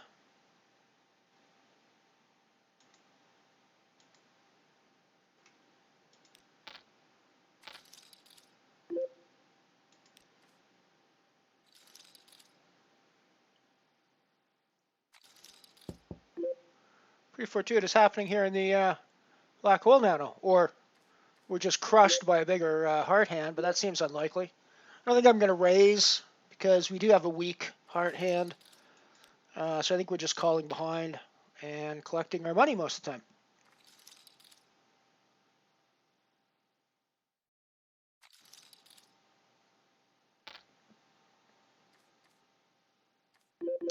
For the record, we folded that ace-queen after the all-diamond flop, and we got played back at pretty hard on the all-diamond flop, so we got rid of our hand.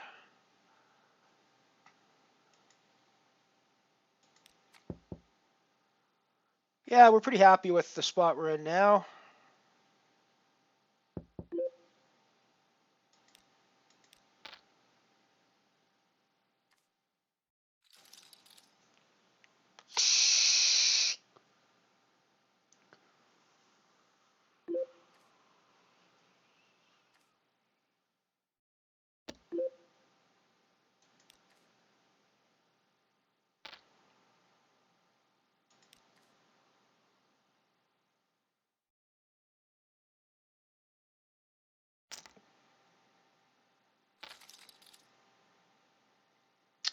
Yeah, I know what you mean, man. I do that all the time where I'm not I miss tournaments because I'm regged in other things and I don't want to reg in too much stuff.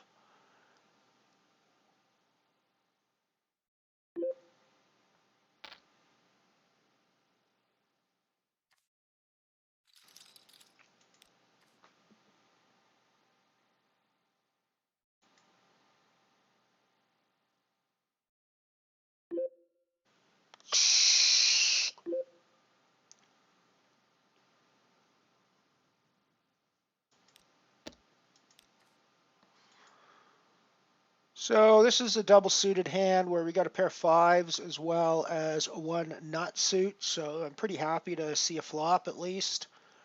We're going to call. We're 100% going to call to see a flop here with these odds as well, 5-1. So much good can happen for us. Like flopping the nut flush draw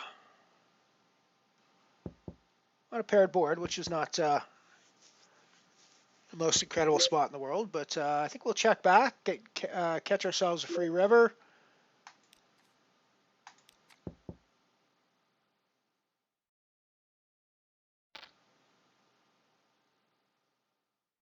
Don't think we go anywhere.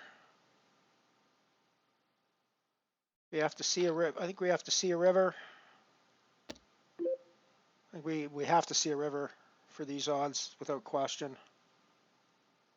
Without question, we've got the. Of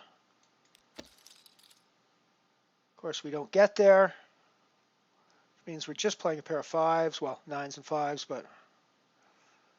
So we're probably folding now, unfortunately. I mean, I guess that's why you play more aggressively early on. But I also feel like this happens enough that when you play aggressively early on, you're going to be out a lot here. I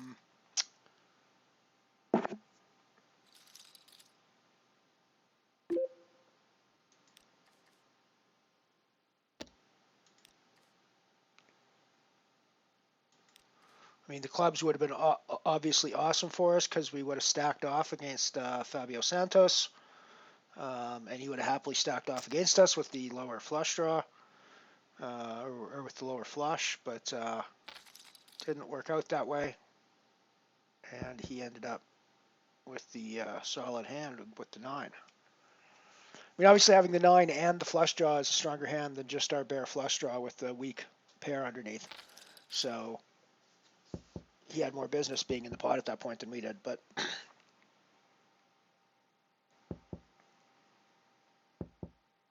see you later, Eves. I will do my best to not forget to win all my tables, my friend. I will bear that in mind.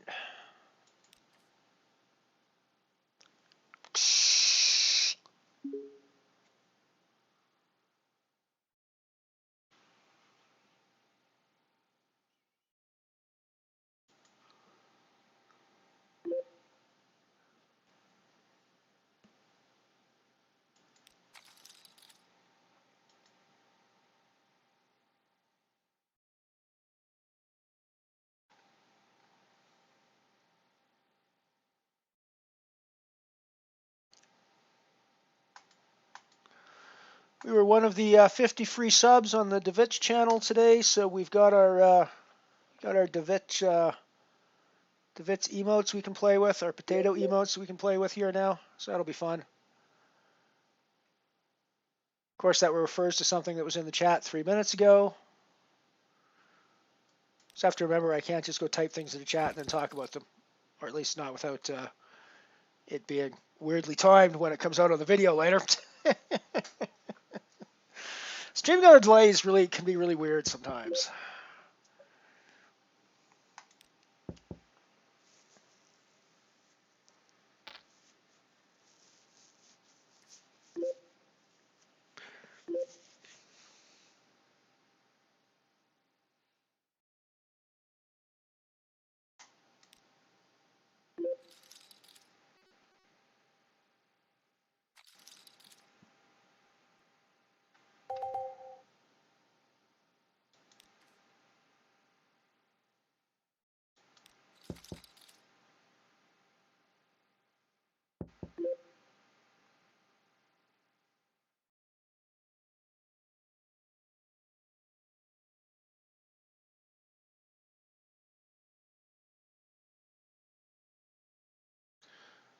Pretty good run there, MVE.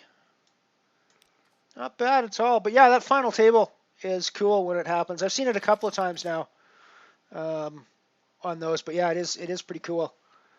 Oh, of course, we just folded our 5-6 out of position here, and we would have flopped the nuts. But, hey, what are you going to do?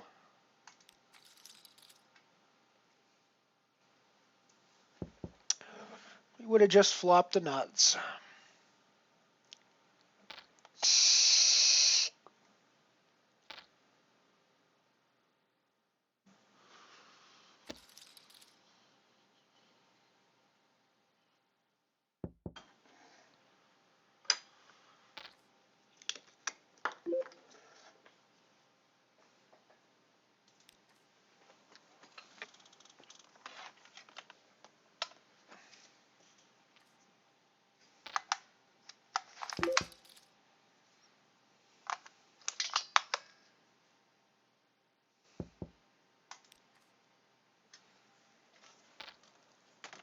Maybe this is the tournament I should be calling everything with after that 5-6 hand.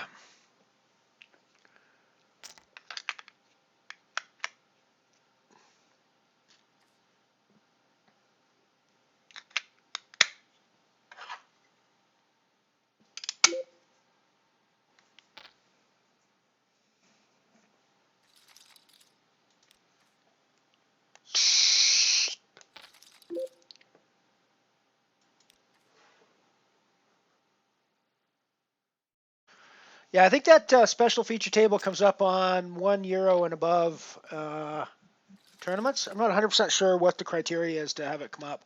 Doesn't come up on all final tables. I know that for sure because I've been on a bunch of final tables recently where that hasn't been the table. But so I think it's €1 and over, but I could be wrong about that.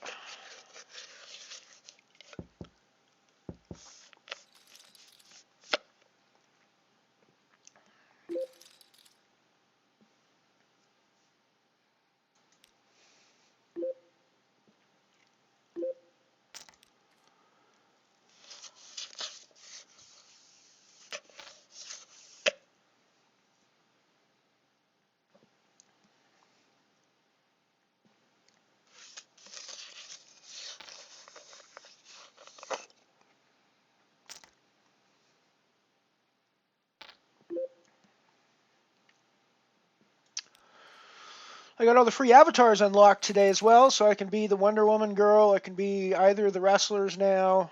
So I got all 4 of the new avatars unlocked today.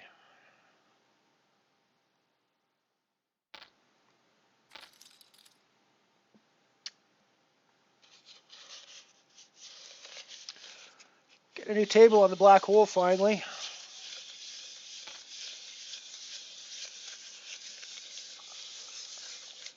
I think we must be past registration or very close to the end of late registration in the black hole now. 3 minutes and 35 seconds left in registration in the black hole.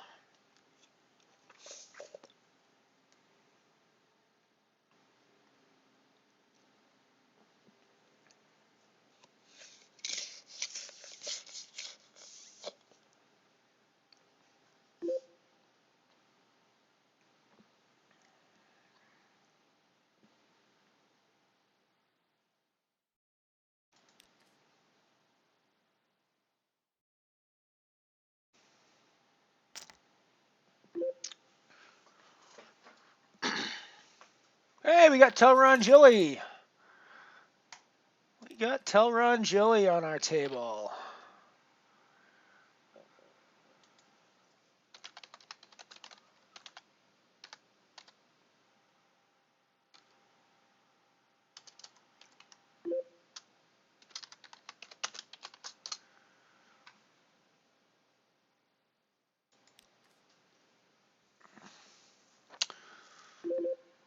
We got Telron Jilly on our black hole table.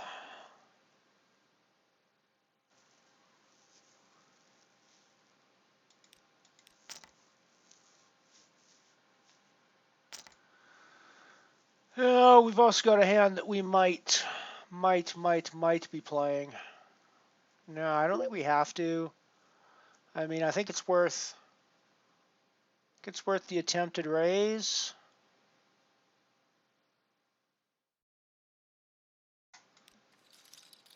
But it was a pretty quick repot in front of us, so I think we can probably assume that our ace king is not going to be good there. We're going to be up against big pairs quite a bit.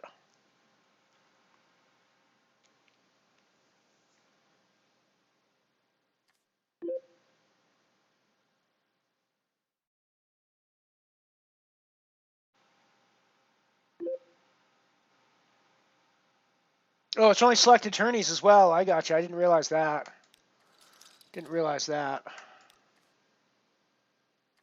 That makes sense. It's nice that they put it on some low buy-in tournaments as well. Gives some of us low grinders a bit of glory once in a while.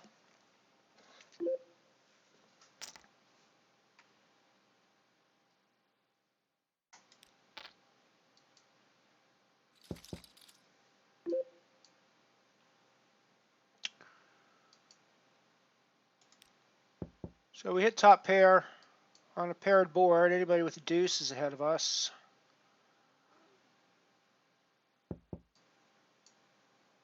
We're out of position, so that makes it even harder to play this hand. We could have let out on this for sure, because it's pretty credible that in the small blind we're playing a deuce. But it's equally credible that there's another deuce out there and that they checked through on the flop because they wanted somebody to bet on the turn. But I actually think I'm going to go ahead and bet anyways. Because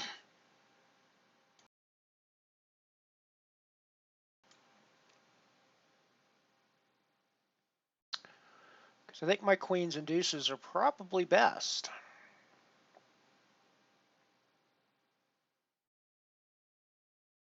In fact, I'm pretty certain that my 3 queens and 2 deuces now are almost certainly best. And I think given the dynamics of this pot, I think the tank shove is the way to go. And I get paid off a fair bit, I think. Oh, wow. I didn't get paid off.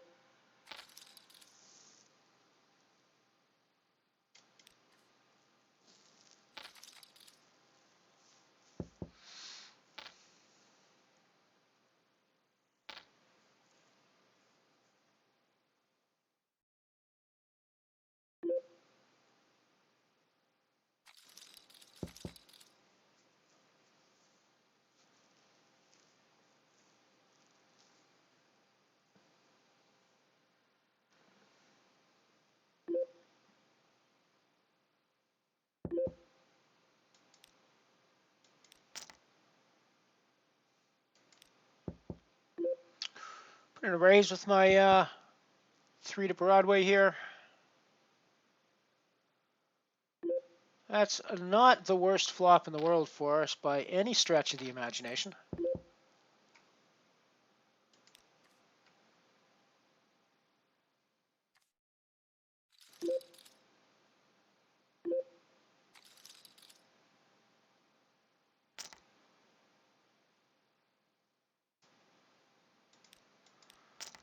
And I think we need to play it aggressively. I know it's only a draw, but I think we need to play it aggressively.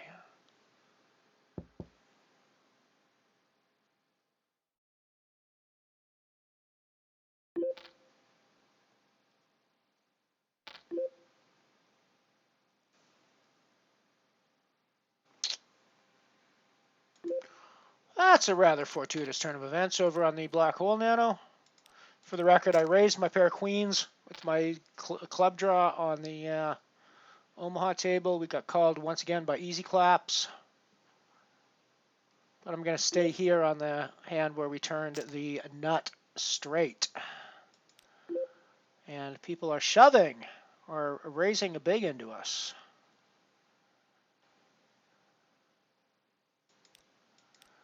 I guess we're just going to play it big. Ooh. Gross, gross, gross for him. Good, good, good for us.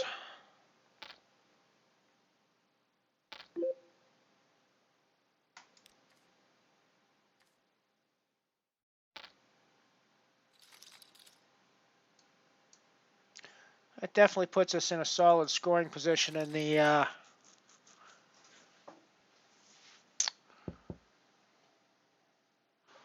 black hole.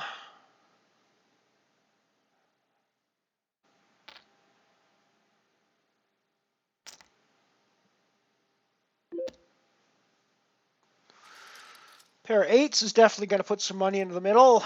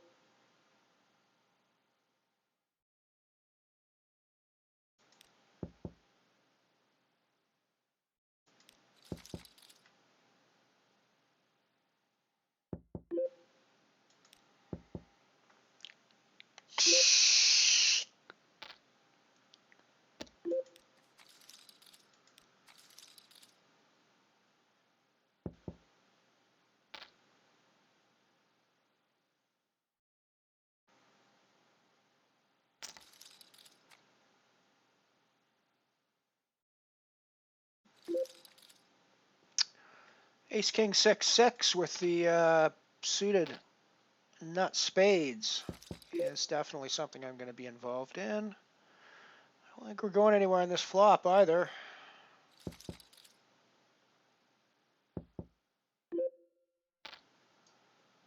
Gah.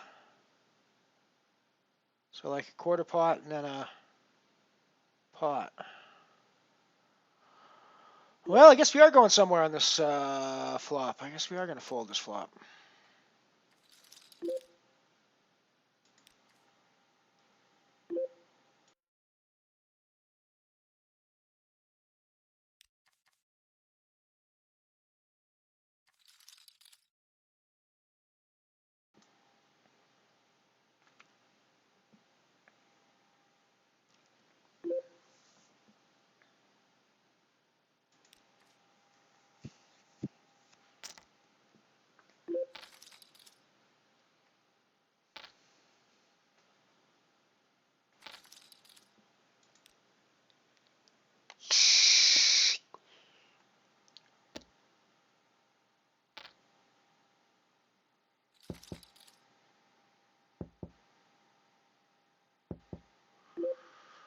Good luck, good luck, good luck, MVE. I hope you survive it as well.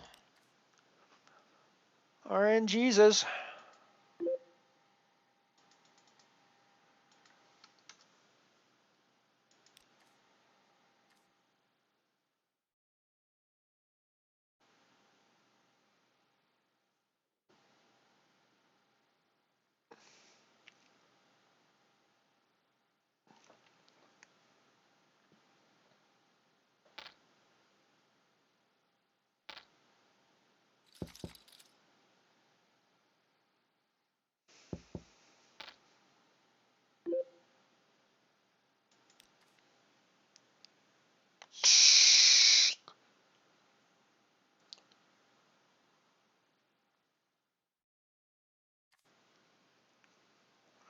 For the record, we're 9 of 12 in the Calypso Nano. There are 7 getting paid, so we're not quite in a money spot right now, but we're not hugely far off of one.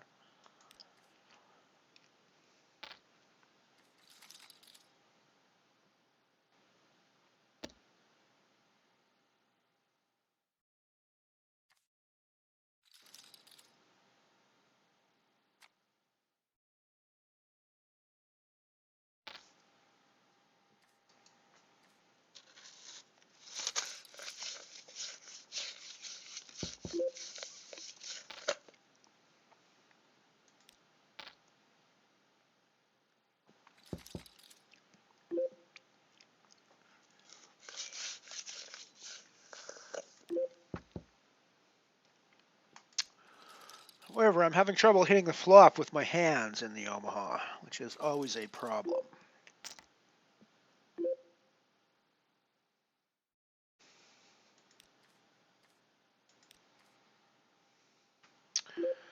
Because Ace Jack is going to be a raise from the small blind when there's a sleeping big blind, I think.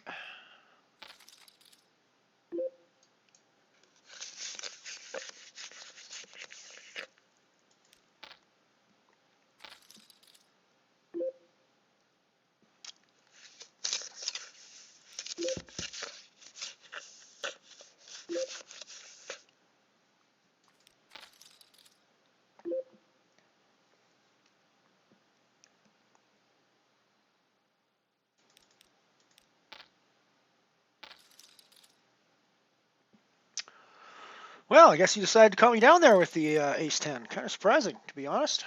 Seems like a pretty wide move there, but...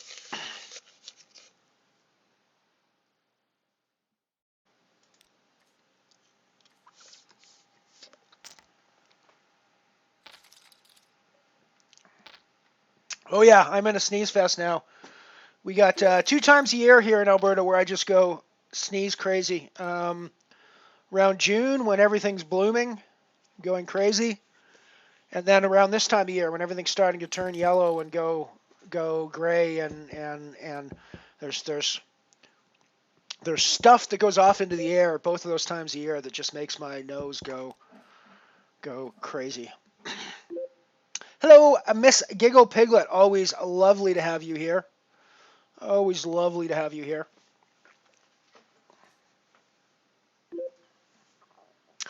The Finnish Miss.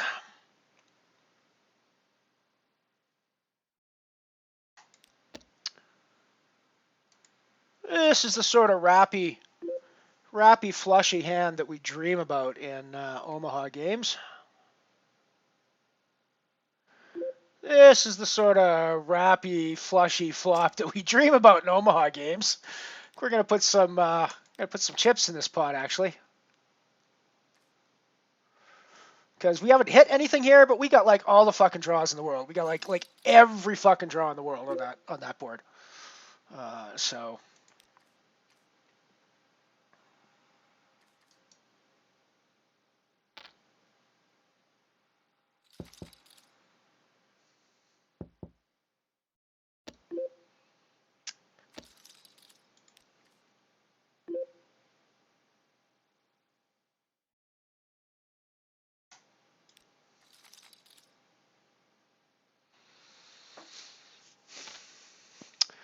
I need to actually go out. It's a relatively nice sunny day today. I need to go out maybe after the stream's over and get some pictures of the. It's not still pretty green here, but it's starting to turn yellow and orange. We don't get.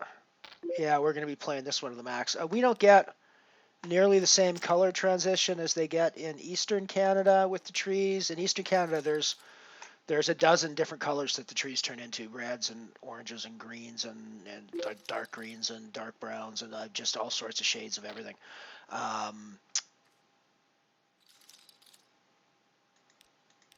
Nice, we're all in with our aces. We hit our set. We're good. We are good. It's mostly just yellow, brown, and green here in Alberta, but there's still some pretty nice stuff. I should get out and get some pics. Hey, good to see you as well. Good to see everybody.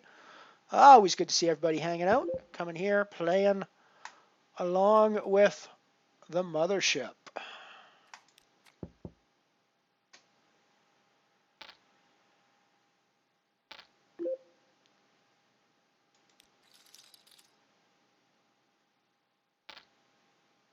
So we're in scoring position in the Omaha Calypso now, which is nice.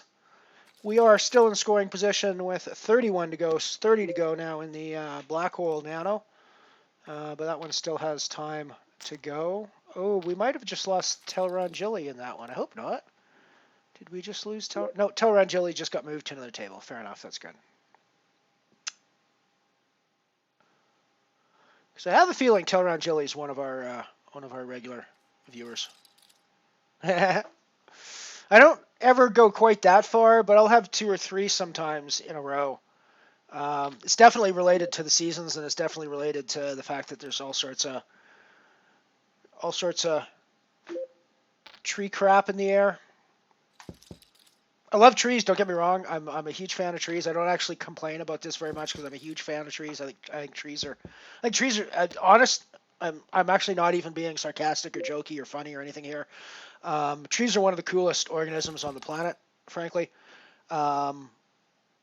They can live for thousands, maybe even tens of thousands of years. We don't actually know how long trees can live for, frankly.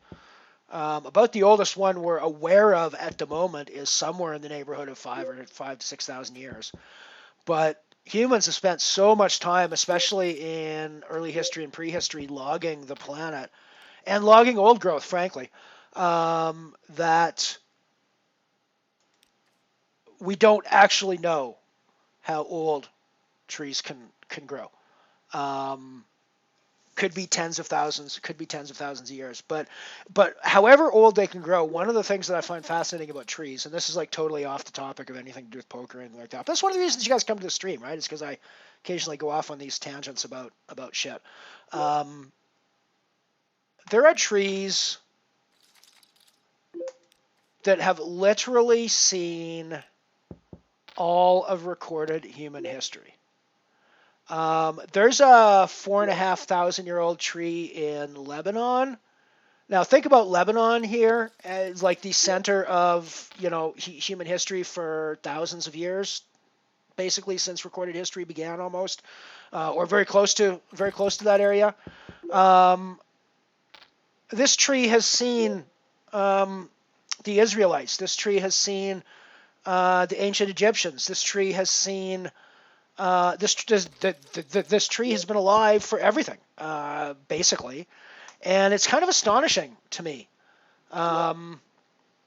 It's kind of astonishing to me that we have organisms that have basically lasted through all of our human history, right? There's I think it's a yew tree in the United Kingdom. That was around when people were building Stonehenge, and I'm like, really? There's like a living thing that's still alive that was around. But yeah, there's a tree that was around when people were building Stonehenge. So I just find that kind of thing mind-boggling. So trees are one of my favorite organisms on the entire planet. I just find them mind-bogglingly, and it's kind of easy to see, I think. why people would find them so terrifying as well in an age before scientific knowledge, in an age before electric light, in an age, you know, a fucking old growth forest in the dark could be terrifying, I think, and I totally see why. I totally see why. So yeah, it's trees fascinate the fuck out of me. I've written several articles actually about ancient trees in the world, and they fascinate the fuck out of me. If you'll forgive the knowledge, or if you'll forgive the language.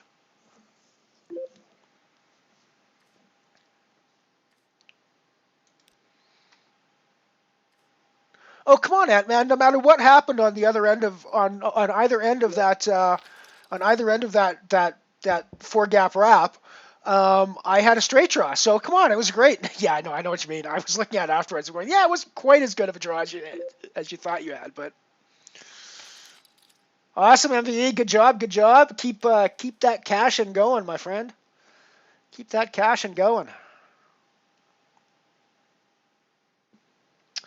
But anyways, yes, I totally love trees. I'm a huge fan of trees. In general, I think they're super cool.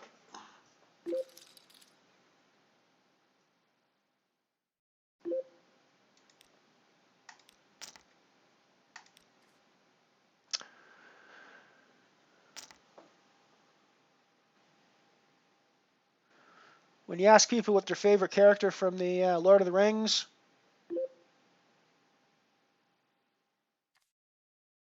the Tolkien stuff is, a lot of people are going to tell you one of the Hobbits. A lot of people are going to tell you Gandalf. A lot of people, there's a lot of fairly. Treants are my favorite characters from the Lord of the Rings. I just love the fact I love the fact that he thought of sentient trees to begin with. But I love the fact that he then realized that they would operate in such slow motion fashion. I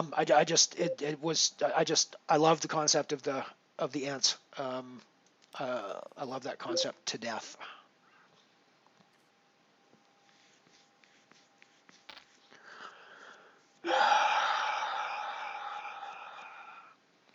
So we got our flush draw. Do we want to keep playing that? I don't think we do. I think it's not the greatest flush draw in the world either, so I think we're probably going to be folding it.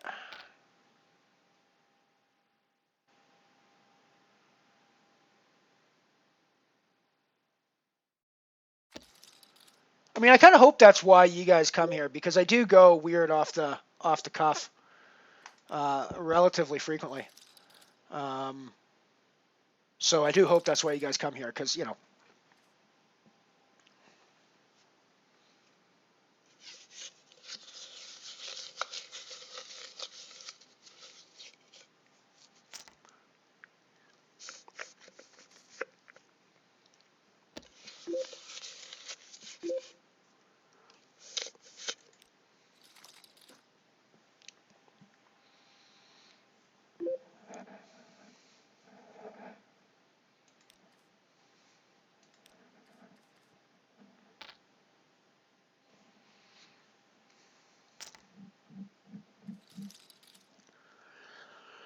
So we got two serious chances at some good money today after our rather devastating runs in the higher buy-in events. Both of them are nanos, which is rather ironic. We seem to do super well in events named nanos, but we don't seem to do well when we move out of the nano events. I shouldn't say that. I mean, I've won a couple of €2 singularities, and I've done really good in some €1 falling star events. I think I've actually done reasonably well in the €5 event too. I'd have to go back and actually look at my records to be 100% certain about that, but I think I've done reasonably well in the €5 falling star events as well. So I can't really complain too much about the higher buy-in stuff, but we do seem to have a lock on these nano themed tournaments.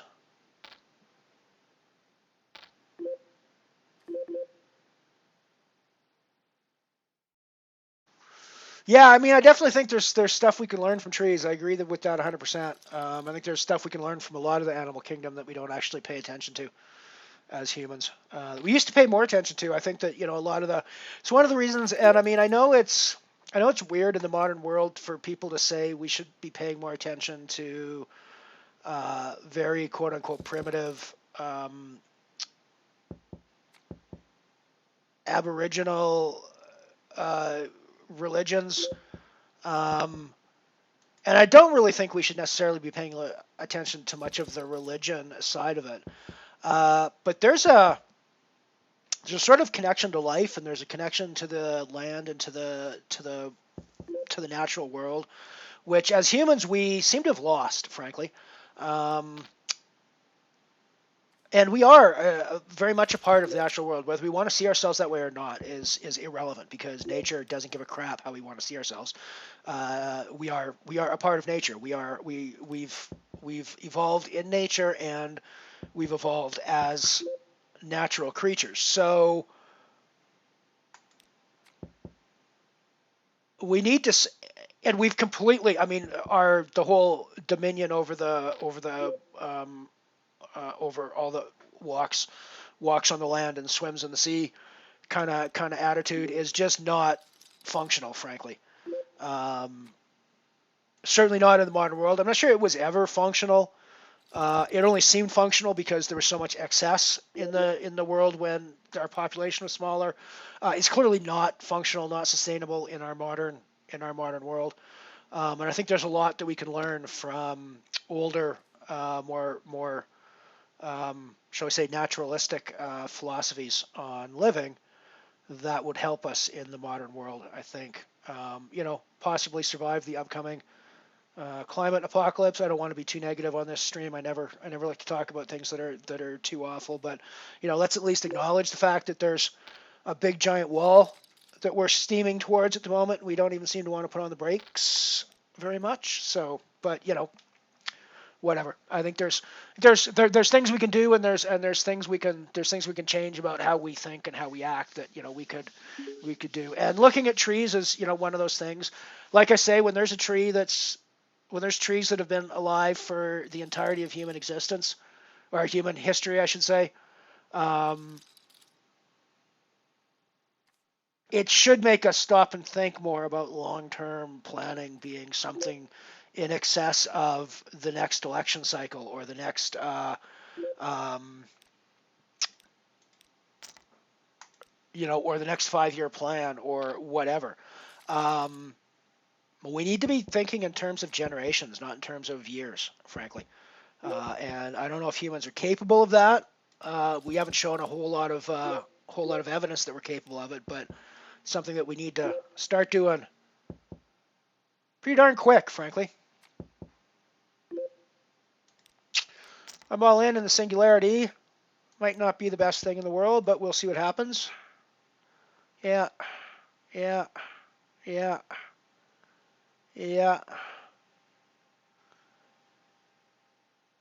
Elron's 100% a tree hugger. Elron's 100% a tree hugger. I'm a huge fan of trees. I am a huge fan of trees.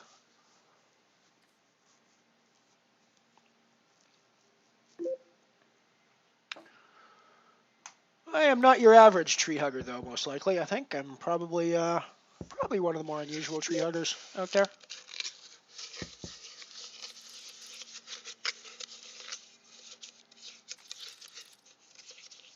I mean, that's one of the interesting things about the Aboriginal philosophies is that they don't actually there's actually no problem with harvesting the natural world for our survival. That's never an issue. It's the way you do it that matters, and I think that's a huge thing that we've lost in the modern world.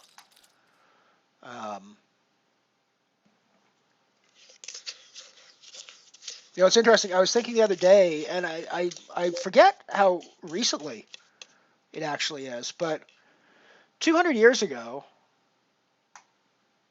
the place where I'm sitting right now was a seasonal village for local Blackfoot tribes who would come through on their annual buffalo hunt stuff. Spend a lot of time here in the summers, spring and summer time.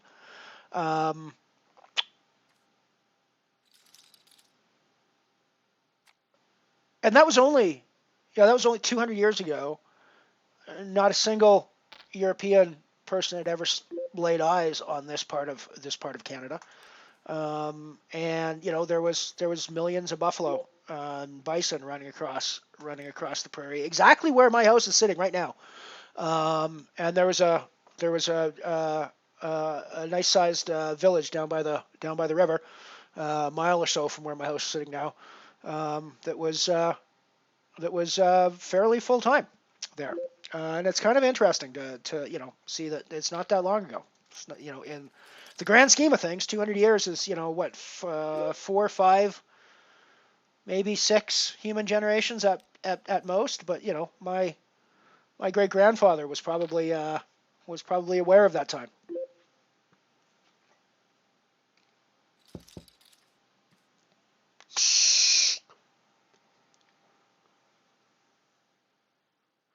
We need to start thinking a lot longer term, though, as humans, or else we're going to be in some big trouble here coming up soon.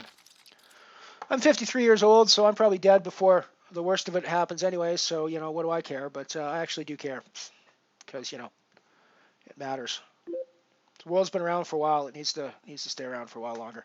Anyways, I don't need to talk about that sort of shit on stream all the time, so let's move on to more interesting things.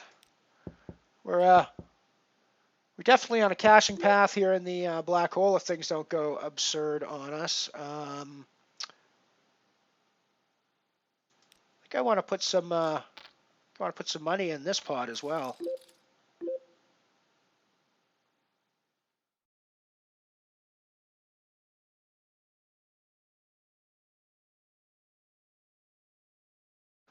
I finally busted the singularity after our bad shove with the ace queen.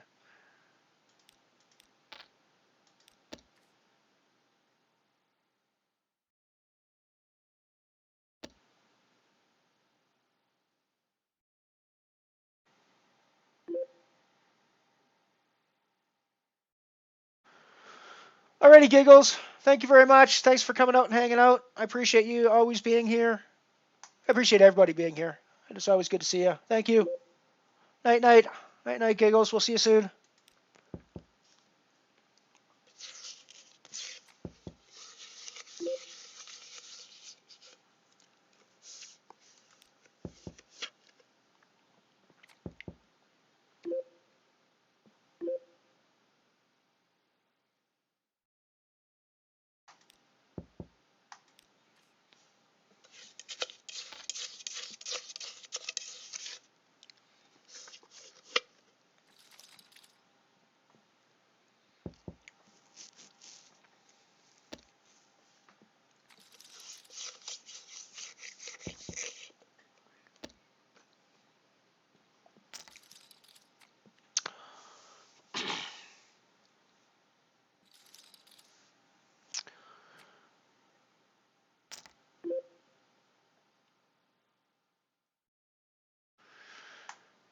The record, we're 3 away from the money here on the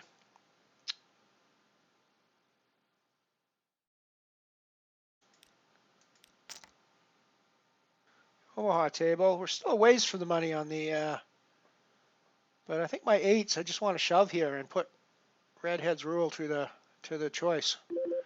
It's an overpair. We hit our set. We flop our we turn our boat.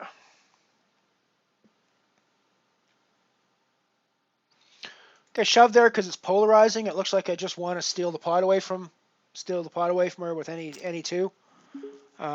So I'm much stronger than I appear once she calls me there.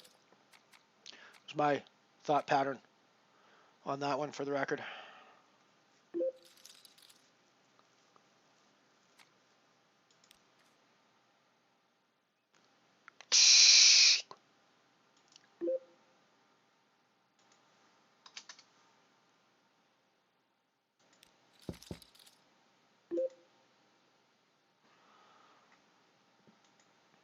Flopped a set on a limped board.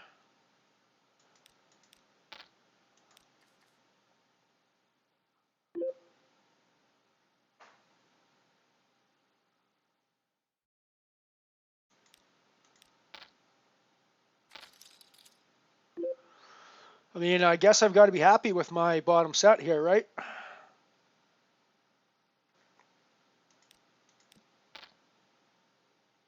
Try to get as much value as I can. Wow.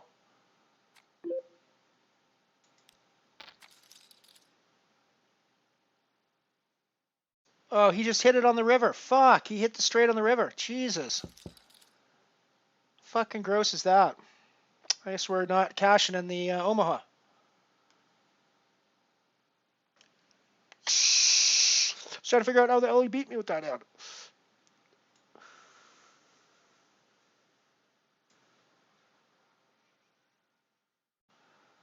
It's too fucking gross. You know, we're still alive there, but not by much, obviously. Yeah, we'll be all in there.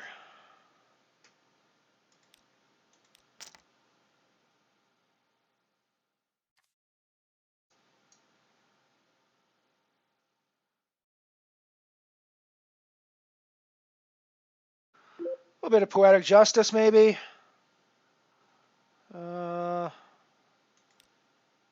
Yeah, I think we're going to pot shove that as well.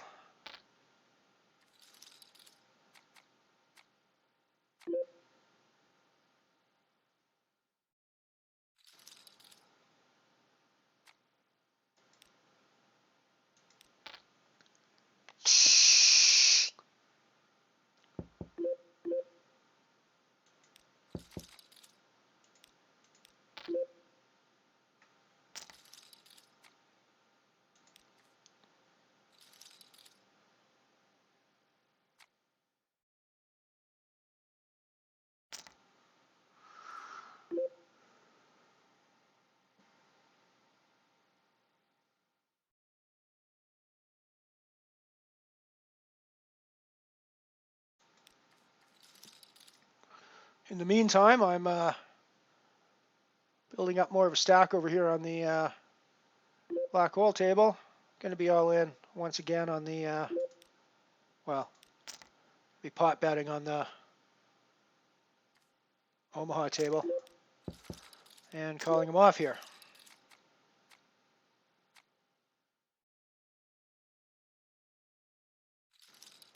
We don't get there this time, so we're done in the Omaha. Kind of half expected that once we lost that big hand with the set, but what are you going to do? I mean, I think we had to play that one the way it went, but... So we bubbled the... we soft bubbled the Calypso, which kind of sucks because we were actually looking to go kind of deep in that one, although we were on the verge pretty much the whole time, so it's not a huge surprise. Now, bubble the black hole, we'll be a little we'll be a little unhappy today, frankly.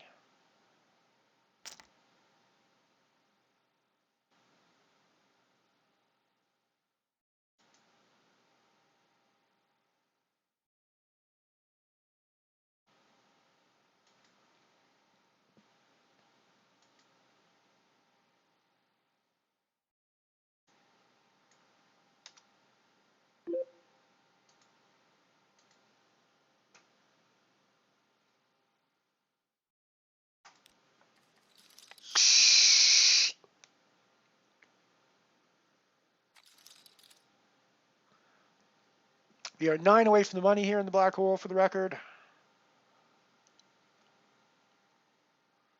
Probably a pretty good chance that we get the money on this one.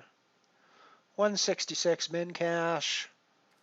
2701 up top. We need to go pretty deep to obviously make a profit on the day because we've been playing pretty big buy-ins most of the day, and this is a pretty small buy-in that we're going deep in, but hey, what are you going to do?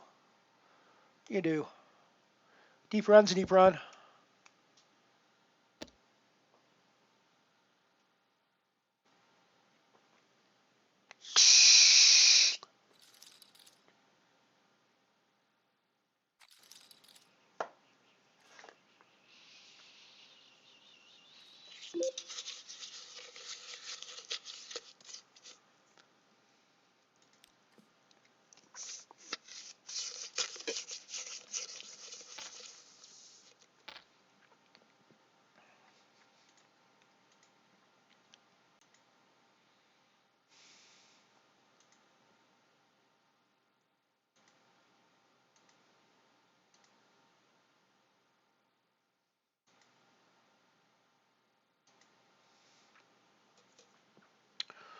Alrighty, we got a break coming up, so I'm going to kick you off to some network promos, I think, from various time frames. So enjoy. We'll be right back after these short messages. The Man from U.N.C.L.E., Secret Agents Robert Vaughn and David McCallum continue their fight against the evils of Thrush tonight at 8, 7 Central Time on NBC. When Thrush European sets out to recruit and train a group of young agents, they leave no stone unturned. They are prepared for every possible mission. Unfortunately for Uncle, the technique works. And it's a highly trained killer we face in our next episode. Consider the possibility that two clever and intelligent Uncle agents are being led on a wild goose chase by an 18-year-old Superman. Well, we'll consider it, sir. Doc, quick!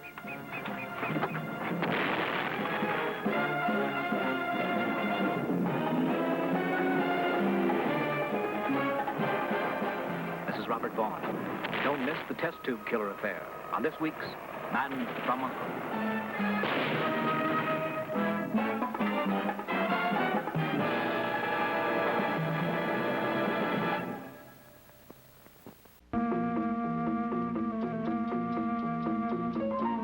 From the world of tomorrow comes a thrilling new television series, Lost in Space. Here are the amazing adventures of a group of space pioneers marooned on an uncharted planet. Adventure as challenging as tomorrow, as far out as the stars. Spectacle beyond imagination, as the astronauts struggle for survival in a strange new world, where incredible dangers seem to wait at every turn.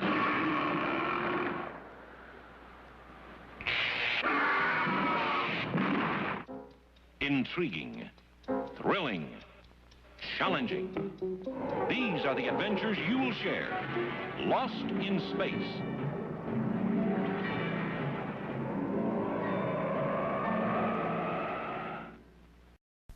Tuesday, a lucky shot makes Richie an instant hero. Want to go up to Inspiration Point with me? I'll show you my fake. Oh, Richie, you're such a jock. Then... Buns. Hiya, Pinky. How you? It's the love story that shook the world. I love what? There's drama, action, and romance. Fonzie loves Pinky right after Happy Days.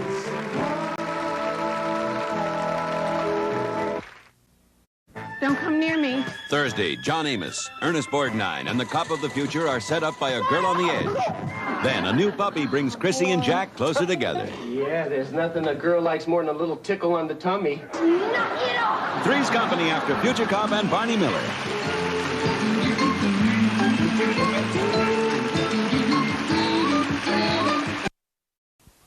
Saturday, the fun starts when Nancy meets Francie, Sunshine's mom. Actually, we live a very quiet life here. Oh, I want you.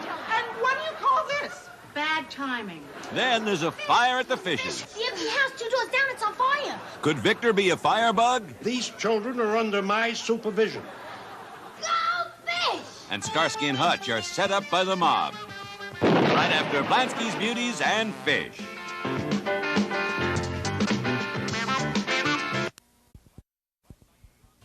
There's nothing quite like them on television. The Bradfords, not your typical family of 8 children. I don't wear nightgowns anymore, Daddy. They'll make you laugh 1 minute. I forgot to kiss you goodnight. And cry the next. Just like your own family. 8 is enough right after Happy Days and Laverne and Shirley.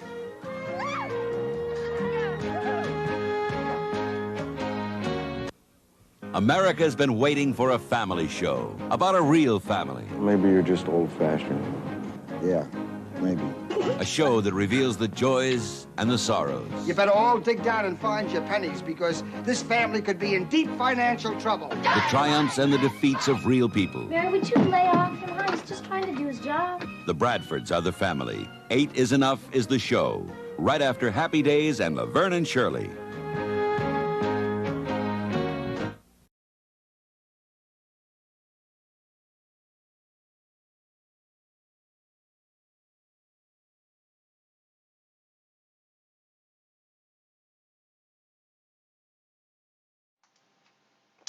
Alrighty, we are right back to action with the Black Hole Nano and Ace King in the hijack spot. I also kicked off the Singularity €1 buy-in that just started recently.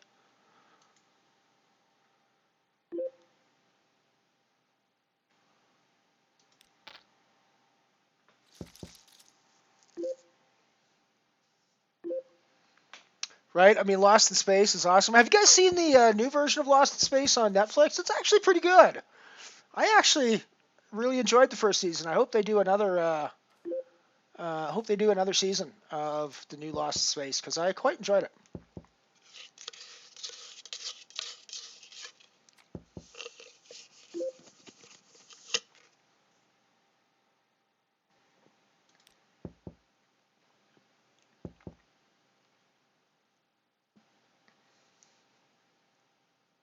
Of course, the Robinsons. Of course, the funny thing is, of course, it's entirely just a remake of the Swiss Family Robinson. Just instead of a desert island, they're stranded on a lost planet in space. I mean, it's just a complete transported. They've just taken the story and just moved it and stuffed it somewhere else. And I mean, that's obvious. They've even taken the name Swiss Family Robinson for the name of the family in the Lost in Space. So it's like they didn't even try to hide the fact that they were stealing the Swiss Family Robinson storyline. The man, the myth, the legend, Fonzie, Arthur Fonzarelli.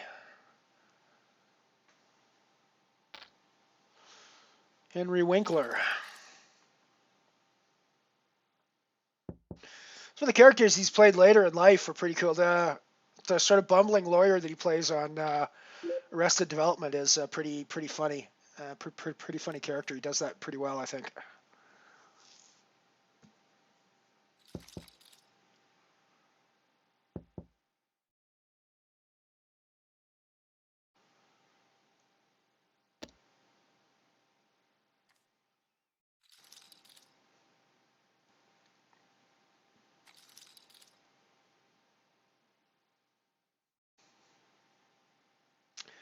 We're 9 from the money in the Black Hole Nano. With a pretty decent stack, obviously. I'm going to call on the button here, see what the flop brings us with our suited one gapper. Top pair, backdoor club draw. I don't think we're going anywhere. We're calling a bet. Whoa. Are we calling a shove?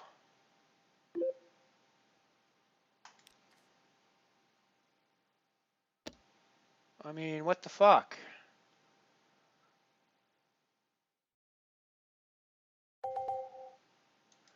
mean, what the hell is credibly raising pre-flop that's shoving this flop credibly as well? That's what, I mean, I don't buy it, but I think it's just too many chips for me to just to call off a top pair there.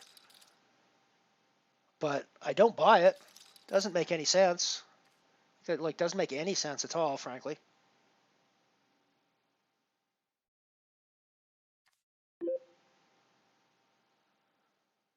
I honestly don't know. Very weird. Very weird spot that was. Yeah, I was going to raise that, but what the hell.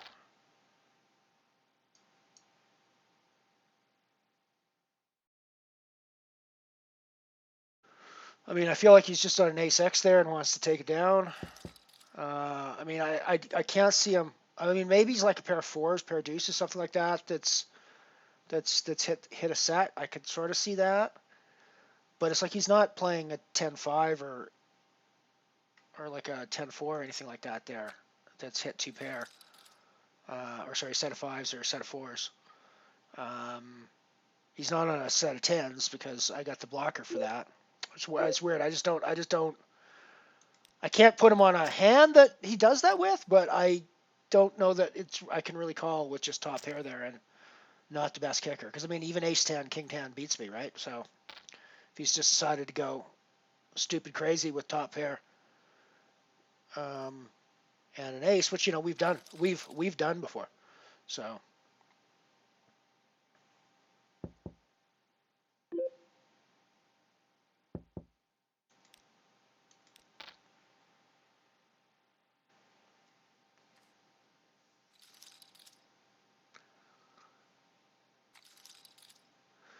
You are always welcome to beam on board the Mothership, my friend.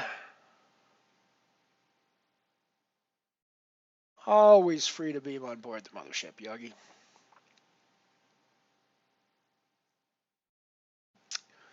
We're down to 6 remaining until the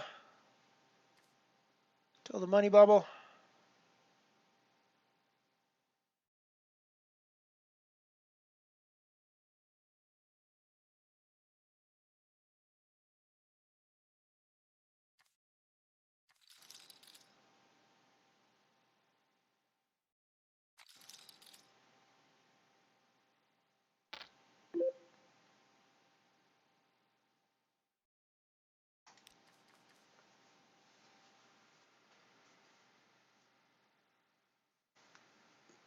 Yeah, I think there might be a Cagney and Lacey. I think I might have a promo for them in another set that I did. But yeah, I actually want to compile a whole bunch of promos, all the promos I can find, and maybe just do like a complete network promo day. That could be fun.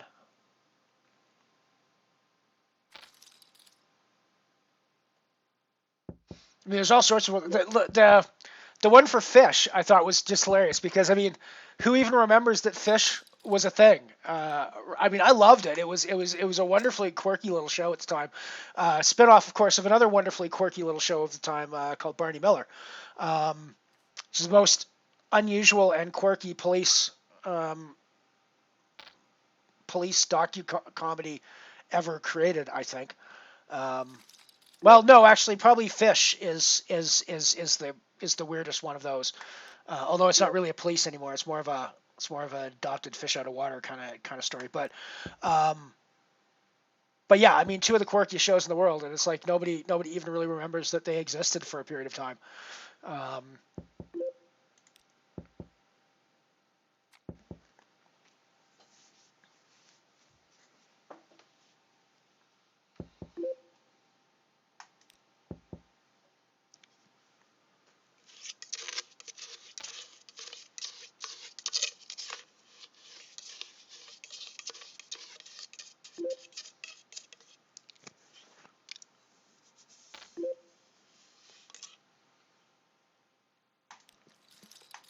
But I mean, Barney Miller's just one of those classics that Ron Glass, the guy that goes on to do such a wonderful job as Preacher Book on Firefly, just fucking kills that role. Got his start on Barney Miller doing, can't remember the name of the character, but he's one of the cops in the department on Barney Miller.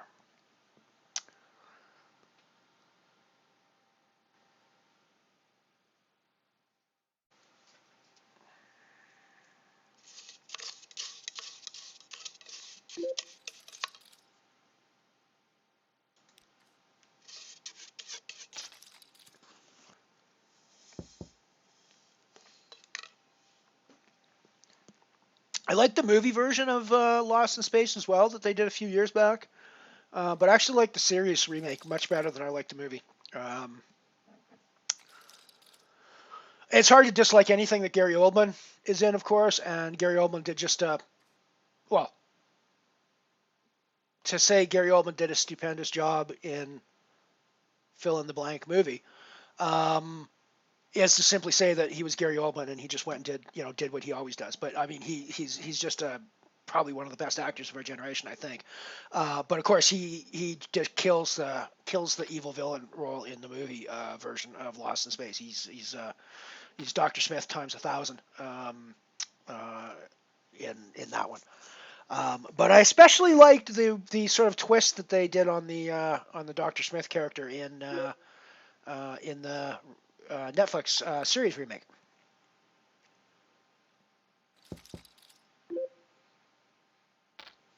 Yeah, we're on a bit of we're on a bit of a time travel thing. That's just you know, that's our shtick here on the Mothership. Mothership travels in space and time. She kind of shows the TARDIS actually, but I'm pretty sure that that's like copyright, and I'd be sued, have my ass sued off if I tried to call the stream the TARDIS. But yes, we do travel in space and time, so you know we are a multi-dimensional travel vehicle. Well, this could be a short day for us in the Singularity, but what the heck? YOLO, right?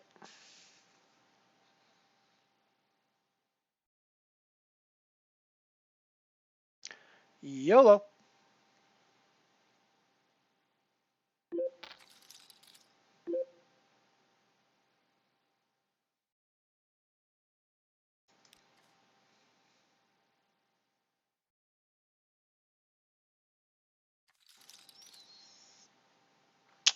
Let's play for it all. I think I got the best hand and the best draw. I might not have the best hand. I could see him playing an ace-10 with the ace of diamonds.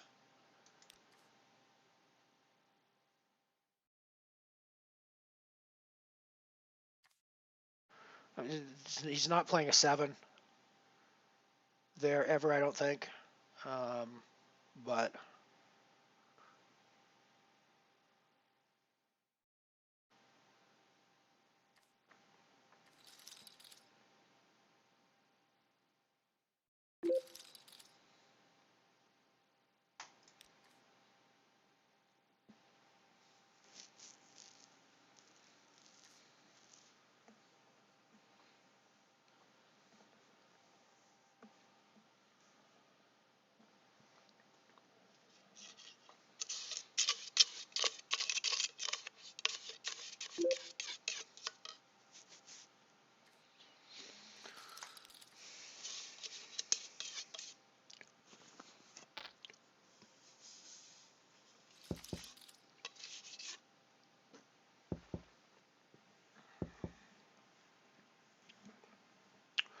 food. Enjoy your food, Yogi.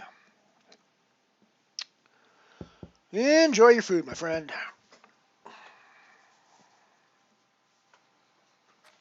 I'll be right back. Ooh, I should come back since I've obviously got a hand that's waiting for me.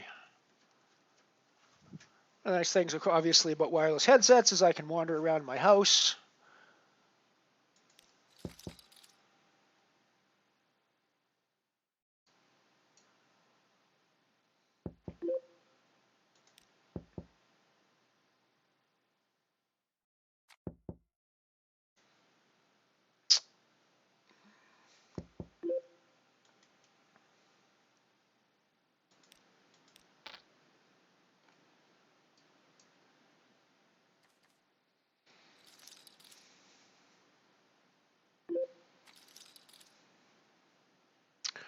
We're 5 away from the money now on the black hole nano table. Let's not bubble this one. Hope you guys could agree with me on that one. Let's not bubble this puppy. That would not make for a pleasant end to our day if we bubbled this puppy. If we win this puppy, win this for the first time, you know, that would be a good end to our day. Win the black hole for the first time. That would be a good end to the day.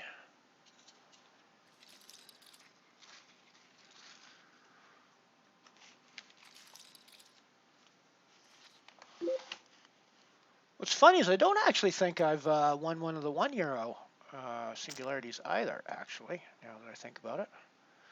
I didn't enter that €1 in my bankroll either, so...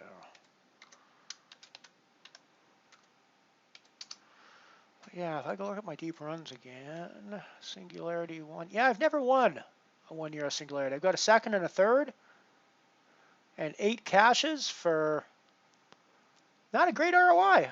40 euros on 36 spent. So not a great ROI on that, frankly. We need to do better on those. I've won €2 singularities, but I haven't won a €1 singularity yet. Weirdly.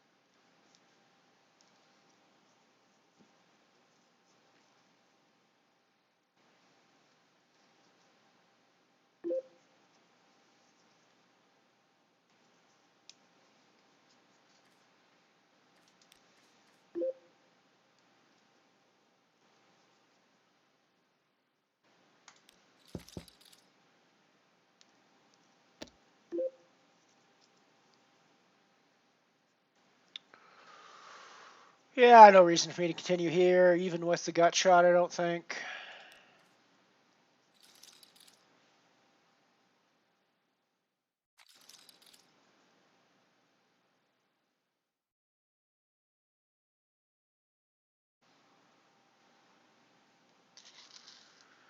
I probably play this A6 as well. It gets around to me. I certainly put in a raise if it folds to me.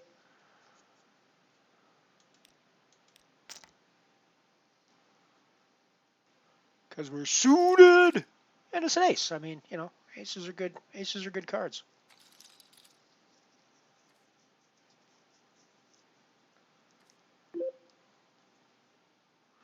If the 2012 saying is it's hard to flop a pair and hold 'em, or it's hard to get a pair and hold 'em, the 2019 saying is it's hard to have an ace and hold 'em.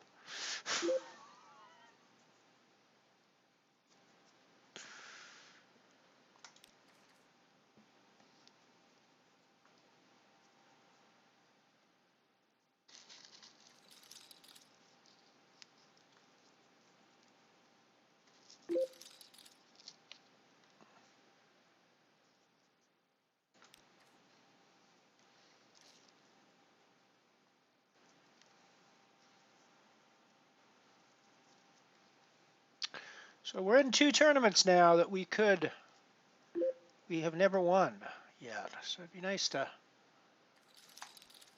do a double first today. That would be cool. Very cool. That would make it actually, if we did a double first today, that would be a triple first because we've never actually won two tournaments on the same day either. So let's do a double, and in the process of doing a double, get a triple.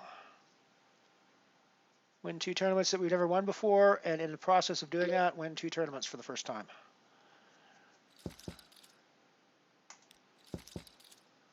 I think that's an admirable goal for the day.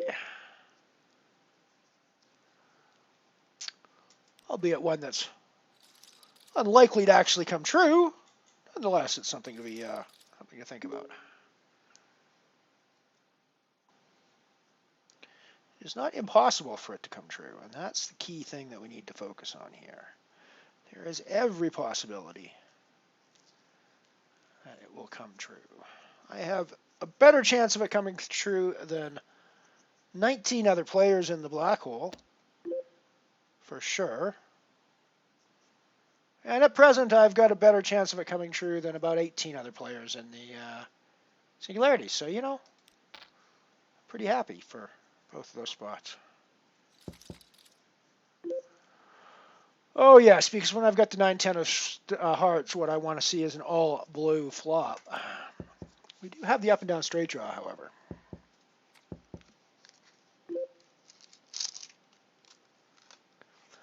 So it's not the worst flop in the world for us. And when it checks around, it's usually an indication that no one has 2 diamonds. We might have gotten away with the flop bet we're not never getting away with a river bet here, I don't think, because there's an ace out there more often than not.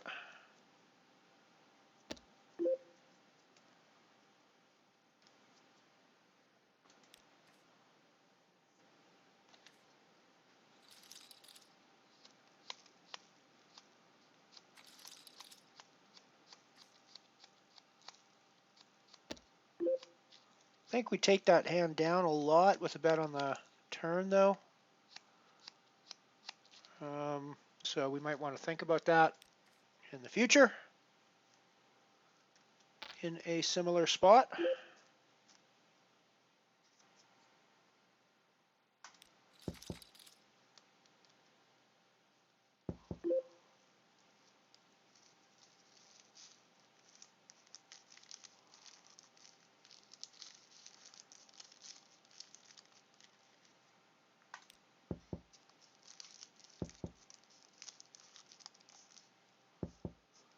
For the time being, I'm going to focus here on the black hole table, since that's the one we're getting close to the money on. I'll keep you updated on what's going on the singularity table though as well. Currently sitting 6 of 31. Still about an hour to go until late reg closes though, so we got lots of poker to be played over there. However, we are 5 away from the money still here on the black hole nano. Seems like we've been 5 away from the money for quite a while.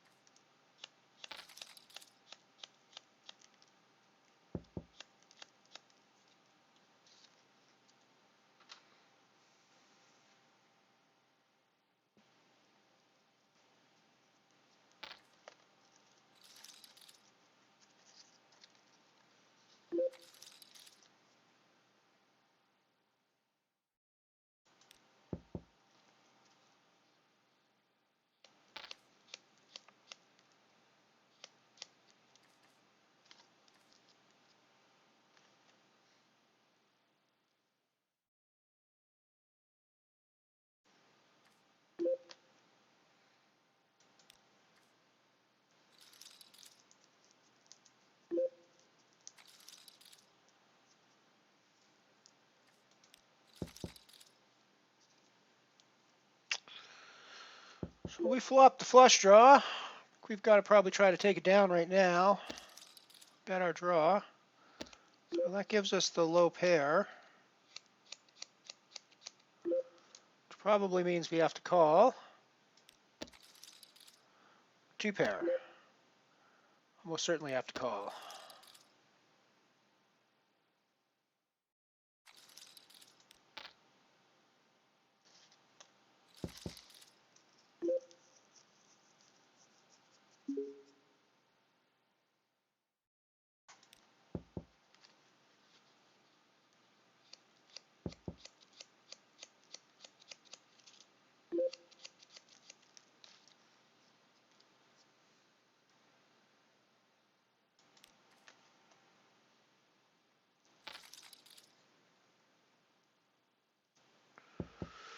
We are still 5 away from the money here in the black hole. We're just kind of orbiting the singularity. Kind of orbiting the singularity here in the black hole. 5 units out. Something like that anyways.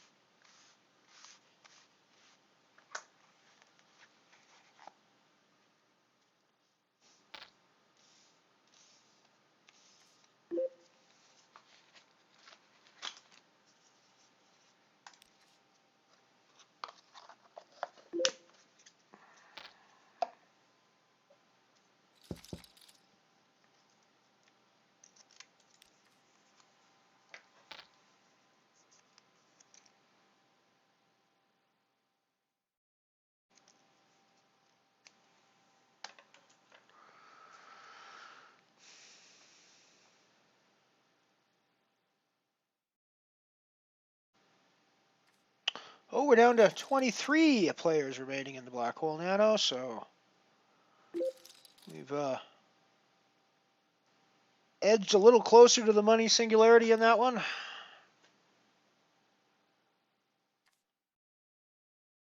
suppose the singularity would be first place. I suppose we've edged a little closer to the event horizon. Yeah, the event horizon, that's the one.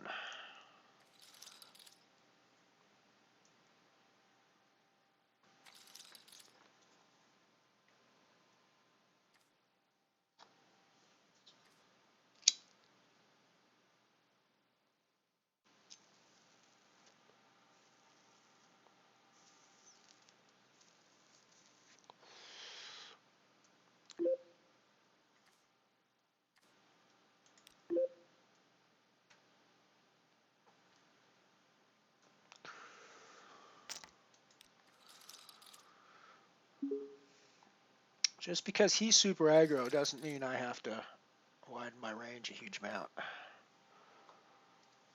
He's still going to give me his chip stack when I manage to get him in a spot where he's been aggro against me with a big hand, when I have a big hand.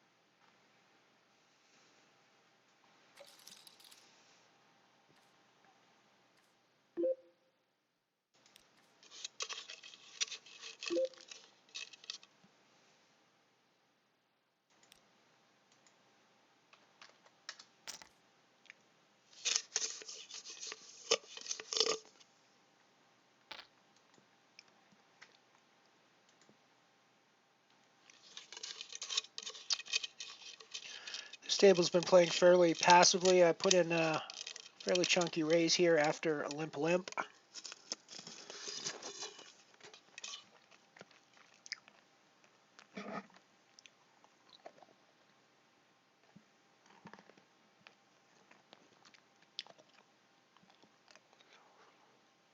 It's the best flop for us to see that, but obviously with our nut diamond draw, we've got to be willing to put the money in. Sorry for crunching ice in your ears there.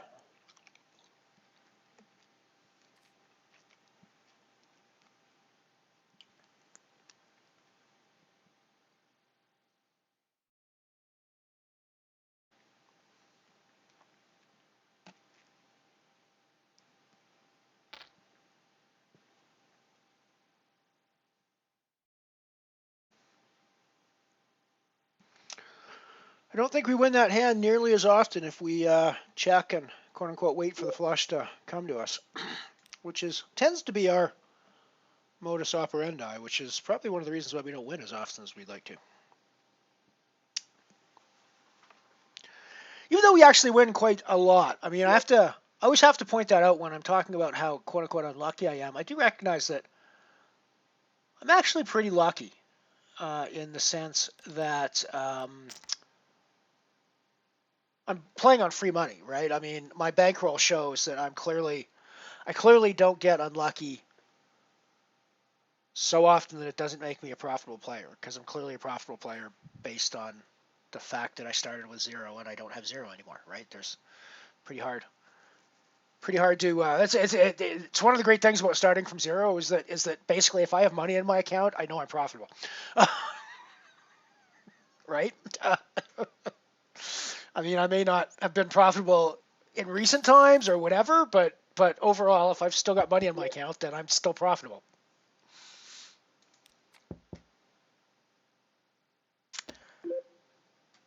I don't think we're definitely not going anywhere at this point. Do we want to put in a raise against this guy?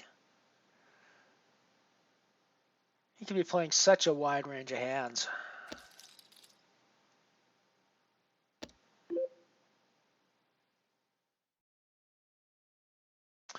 Actually, I think this is the spot for a bluff raise, frankly.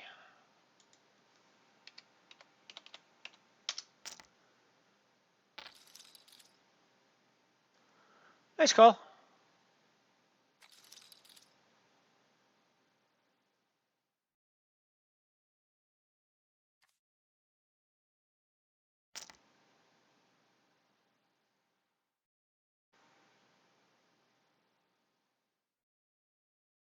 We are 2 away from the money now.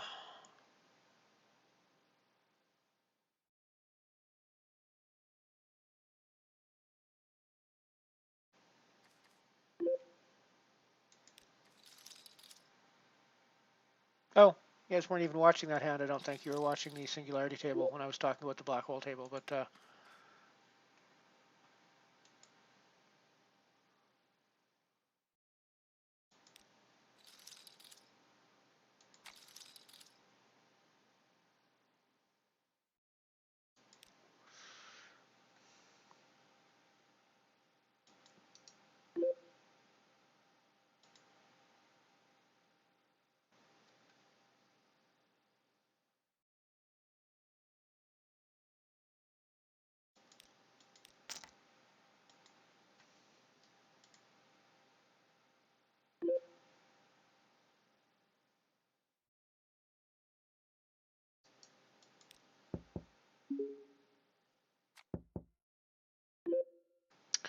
we're now hand for hand on the black hole.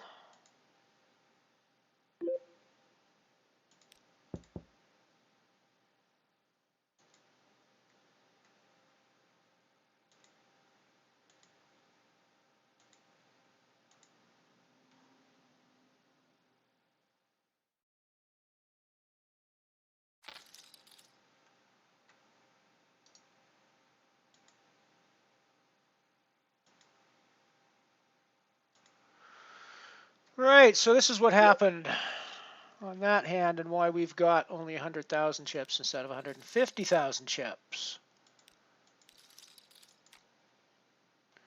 We got Del Jack 10 and we raised. Called. Went check, check. Around on the flop.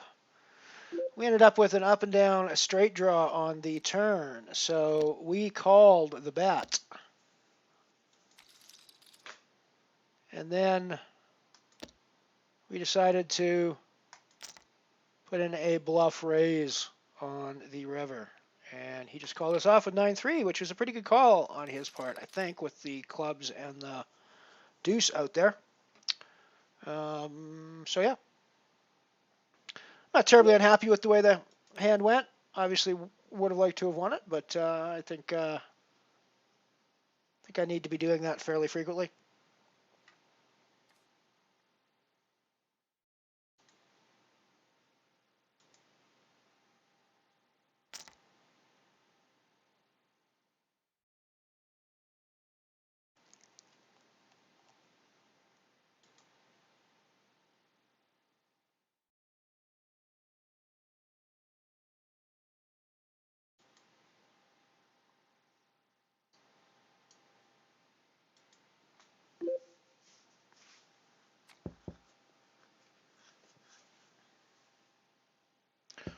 We will fold this hand on the bubble. We are on the Buble 166 for 20th place, 0 for 21st place. Big fat goose egg 0. Speaking of goose, I loved David's goose euro phrase today. That was goose euros is a lovely way to describe Canadian dollars. Goose Euros.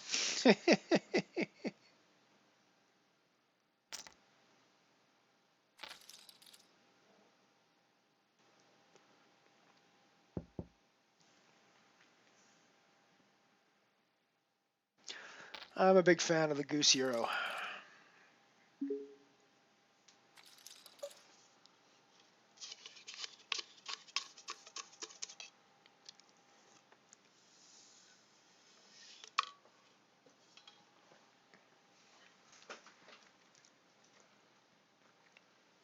So it'd be kind of cool to have a Unibet Open Canada. I sort of vaguely mentioned in chat. I'm kind of surprised by this. I was chatting with, wow.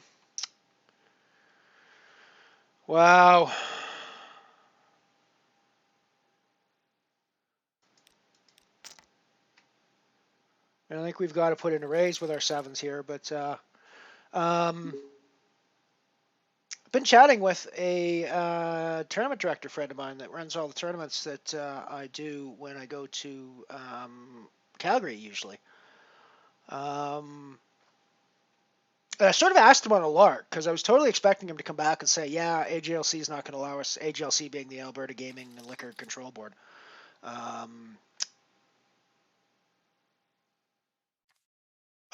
And cannabis now, actually, so I guess it's AGLCCC or something like that. I was totally expecting him to come back and say, yeah, no, they're not going to, they'd never let us partner with a online entity like that to do a tournament.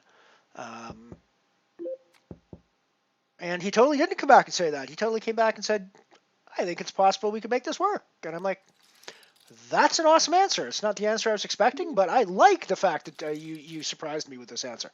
So who knows? Maybe there's going to be a Unibet Open Canada in 2020. There's a venue that actually we could make it happen in. And Calgary would be a pretty awesome place to run it, I think. It's not... There's lots to do right in Calgary for sure. And it's like an hour and a half drive from the Rocky Mountains and Banff town site and all sorts of some of the best hiking and or skiing if we come in the wintertime in the world. So yeah, I think it'd be pretty cool. I think Unibet Open Canada 2020 would be a pretty cool idea. And it's entirely possible that it could actually happen.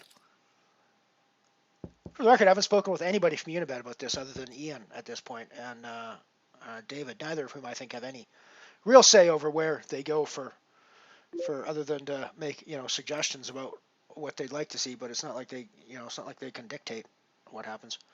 Have to speak to. I'm sure that lawyers and or executives need to get involved in figuring out what the planning and the details would be like, because it's not. There are obviously details to work out. And be the first time coming into a new country. Canada doesn't withhold tax from any players, as far as I know, on winnings. It's considered a windfall winning in Canada, which is non-taxable income. So it would entirely depend on the player's jurisdiction, what they did. But it shouldn't. I wouldn't think it would matter if they don't tax poker winnings coming from other European destinations. I wouldn't think they would tax poker earnings coming from Canada. But I suppose being outside the EU might make a difference, possibly. Hard to say, but if that's the case, obviously the UK would be out of it next year if they're not in the...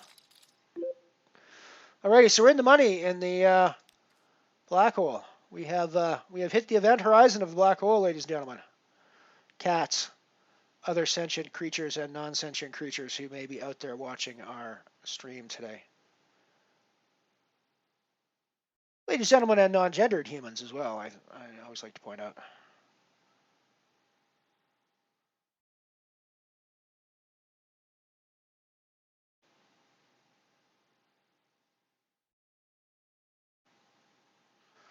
So yeah, I mean, honestly, I have no idea if it's even a feasible thing or if it's just like a fucking pipe dream that we're talking about, like a Unibet Open Canada. But there's a possibility that there's venues it could happen at.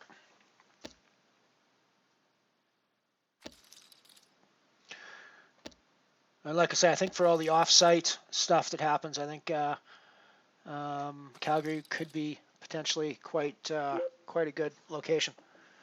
It seemed like people had fun in Sanaya. There's a lot of similar things to Sanaya to do in Calgary. I'm not sure I recommend you guys come in the wintertime. It gets pretty brutal in Canada in the wintertime. Even for Finns probably are just like, yeah, Canada in the wintertime, and rightfully so. But pretty much everyone else from Europe, I think, has got to really stop and think about whether they actually know what winter is or not before they think about coming to Canada in the wintertime. And then furthermore, going up into the Rocky Mountains in the wintertime. But yeah, it's definitely a gorgeous little part of the world, and I don't say that just because I grew up here. It's I've been to a lot of other places, and there's a lot of gorgeous places in the world, but it's some pretty stunning natural landscapes here in southern Alberta. So it's definitely something that would could be good. One point David makes that's very true is that they probably would have to bump up the travel package involved. Otherwise, European players wouldn't see it as much value as the existing packages, because they would still have to spend money to get here, and quite a bit of money probably to get here. So that's one of the negatives that we would have on a Unibet Open Canada. But I think that could probably be mitigated to a certain degree. Especially because I think that what we would do is we'd run like a crap load of satellites at Canadian times, which would allow you to do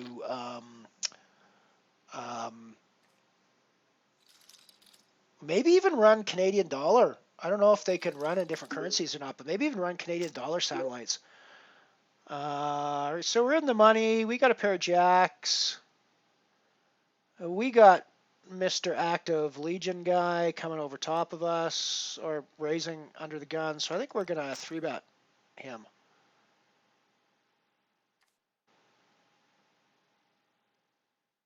Well, the problem with the Deep Stack Open is it's even less attractive for people to travel to Canada for a DSO because of the smaller buy-in, I think. I think what our best bet would be to have a huge festival where there's a DSO and there's a Unibet Open, and they put on maybe a really high profile, and they put on maybe a really high profile, and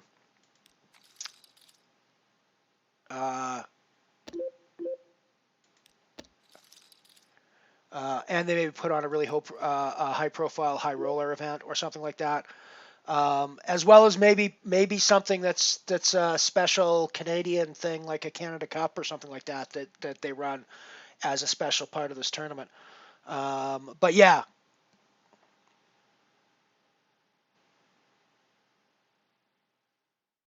I think it needs to be bigger probably than just a standard Unibet Open for it to work in Canada.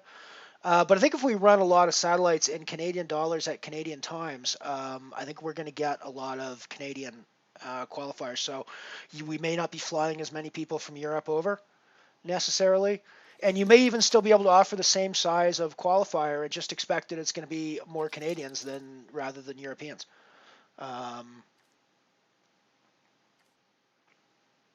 Or maybe the Euro prize pool is different than the Canadian prize pool for these satellites, and therefore the buy-in or the ratio ends up being slightly different. That could work as well.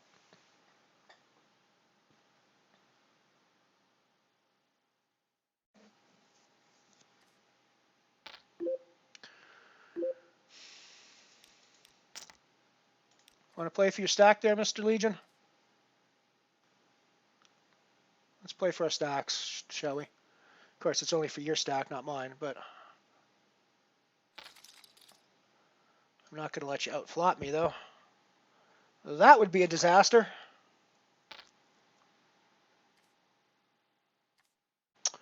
Well, I hope it does better for you there, Cleeds. It was a pretty brutal day to start with for me. I lost all my big buy-in stuff. I'm doing well in a couple of low buy-in stuff things now, but We bubbled the Omaha Calypso, which was kind of gross, but we're in the money now in the Black Hole Nano, so not terribly upset about that situation.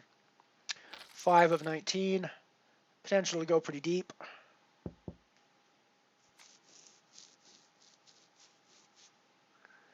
And we're still working a pretty decent stack in the, bigger than the start stack anyways, in the €1 Singularity that we started at the top of the hour.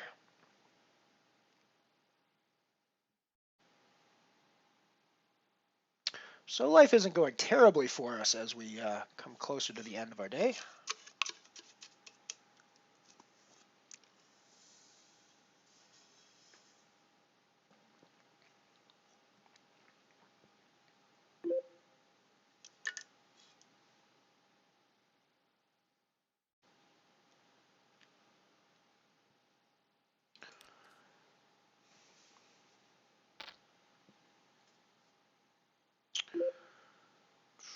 We're going to put in a raise with our ace jack here. 4x to account for the limper in front of us.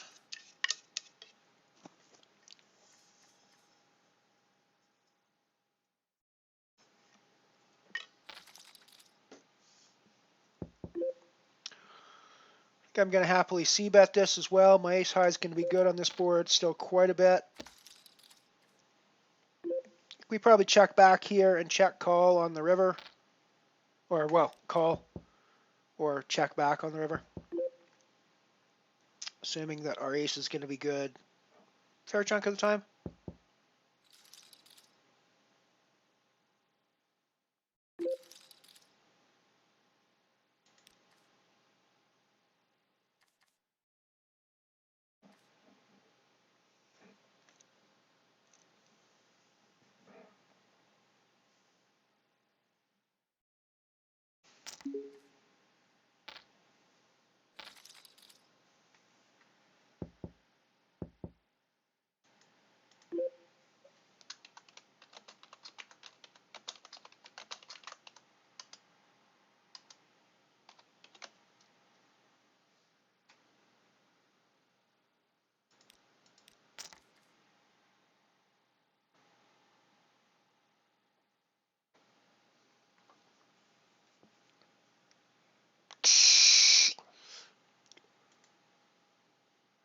I'm expecting one of these two guys to shove into me, to be honest.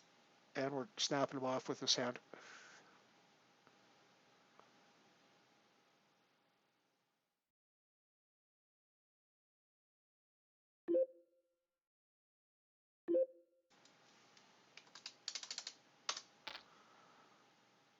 Play if you're stack if you want to play.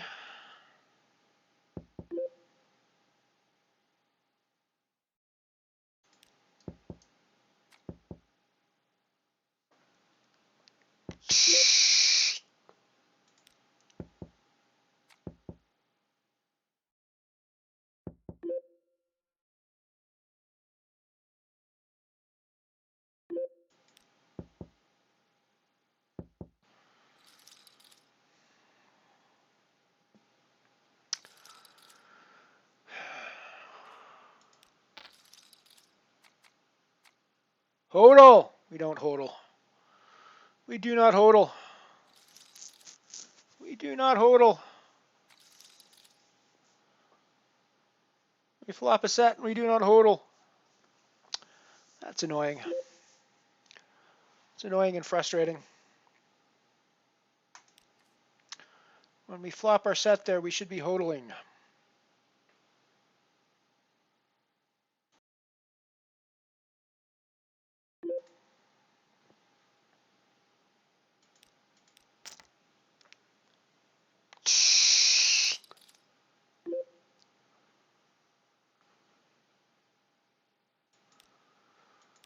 Our ace is still good here a lot.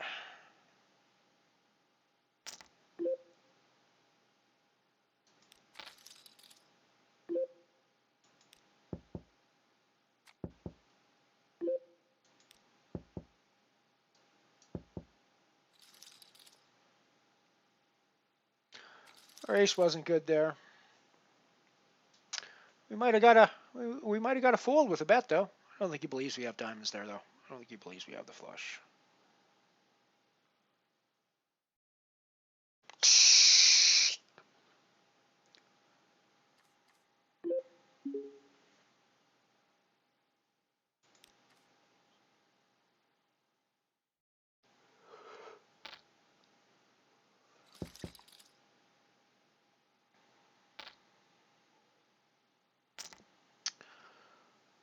I don't think he ever folds to us there, so I think it's probably lost the minimum there.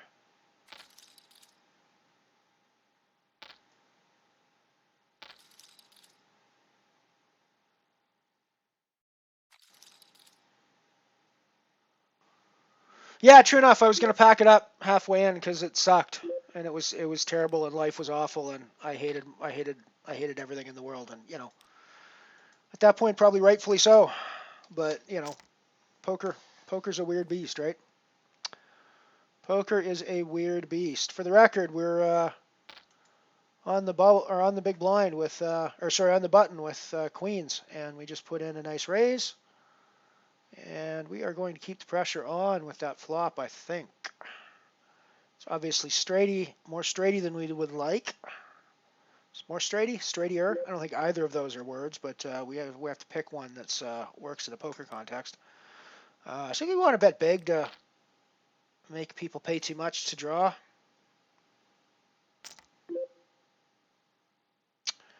And I mean, I think we're just going to call it off here.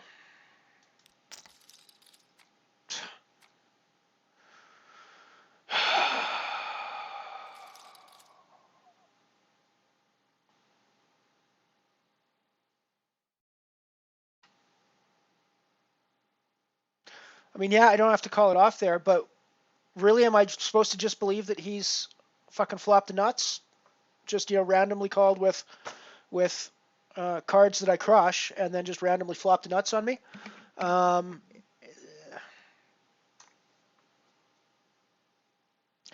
guess I just have to be happy that they steal my €1 when that happens, right?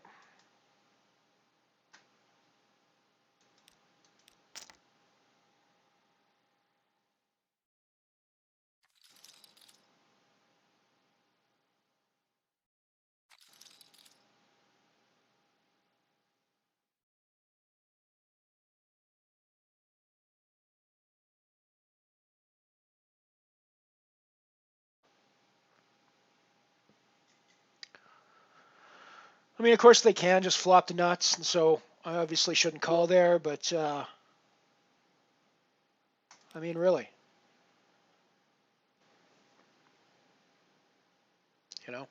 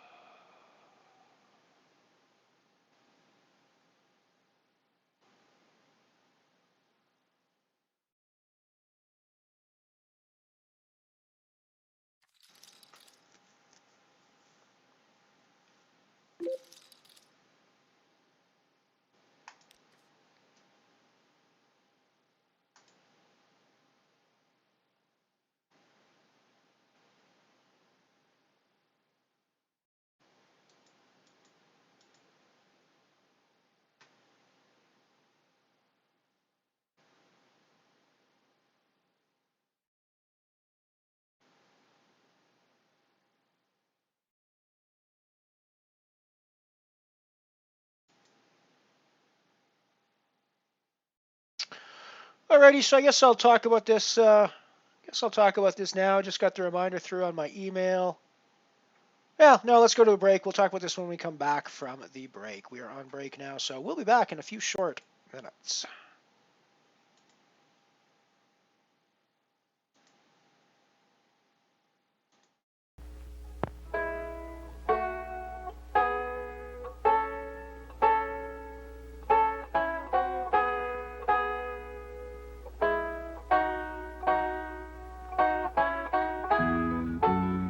Nobody can connect you with more of this country than United Airlines.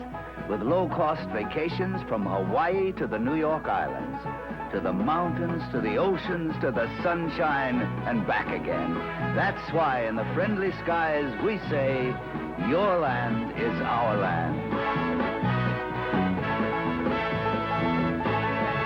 This land is your land, this land is my land. From California to the New York Islands, from the Redwood Forest running on 3 waters. This land was made for you and me.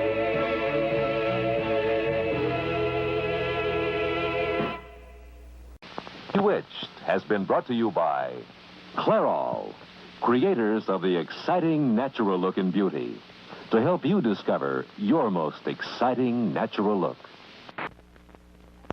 If you own an electric hair setter, you can now get droop-proof curls like never before. With new Kindness heat-activated conditioner. Spray it on, roll it up, and the heat activates the protein conditioner to give you extra body. Helps your hair hold up through wind and rain and just plain living. The droop-proof curl. Get it with new Kindness heat-activated conditioner from Clairol. Fantastic. The Remco Movie Land Drive-In Theater is straight ahead. There it is now, Betty. Today's double feature. Have Gun Will Travel and Heckle and Jekyll. It looks terrific, Jimmy. Drive right in and park. Let me show you how it works.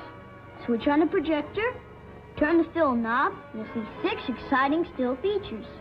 Have Gun Will Travel and Heckle and Jekyll. Captain Kangaroo and Dinky Duck. Mighty Mouse and Farmer Alfalfa. Golly, what clear, big pictures. This Remco Movie Land Drive-In Theater has everything. 6 complete features. Its own giant screen, projection booth, marquee that changes, ticket window, and 6 beautiful cars. Be the first in your neighborhood to own and operate a Remco Movie Land Drive-In Theater. Only $5.98 at your favorite toy store. Remember, every boy wants a Remco toy. And so do girls.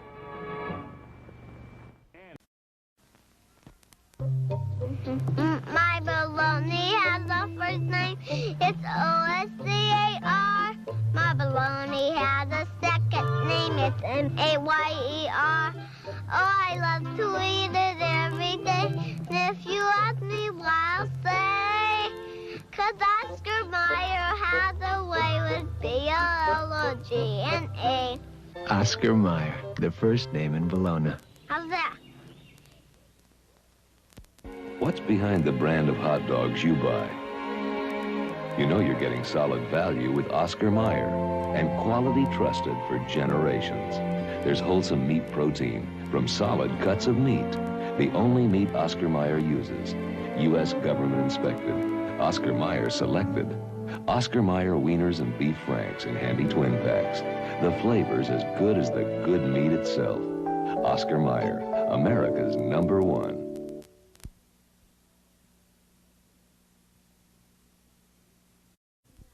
Now, here is a corn lover, and there's nothing more gratifying to a corn lover than to know that her mother has given her delicious Del Monte family-style corn. More people eat it than any other corn like it. This is a special strain developed to be sweet and tender. And when a corn lover is eating Del Monte corn, she probably doesn't need to hear me talking about how good it is, right? Well, then I'm just going to go into the living room and talk about corn to the sofa. Nothing's too good for Daddy and me. Mom brings Del Monte home.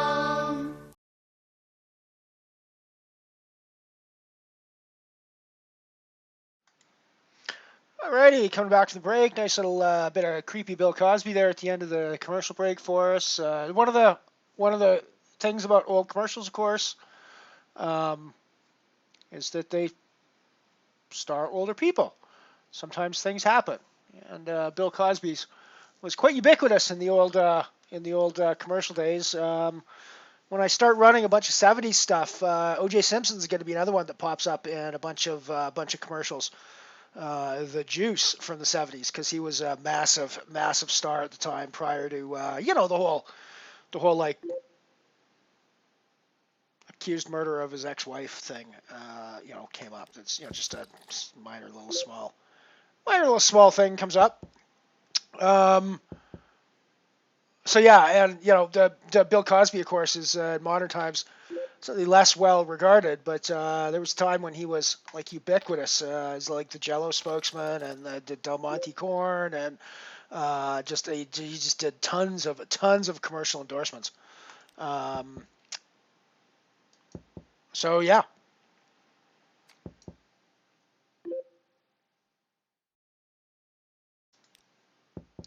We'll probably see more of Bill Cosby. We'll probably see some of O.J. Simpson in my commercials as we as we do that. I don't know, but what other ones we'll see, but hey, that's the way it goes. Sometimes people don't always end up the way you think they're gonna.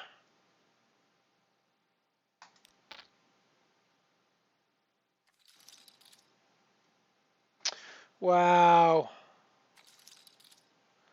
Jesus, I tell you what. The Queen 7, I mean,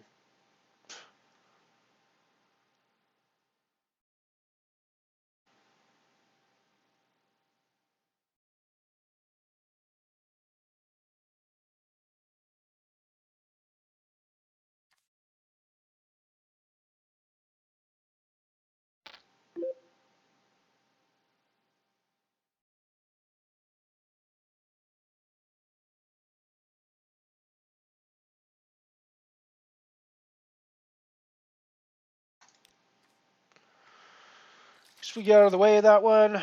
So we've laddered up to 184 now. It's 166 was the min cash. So I think this will be the second min cash probably.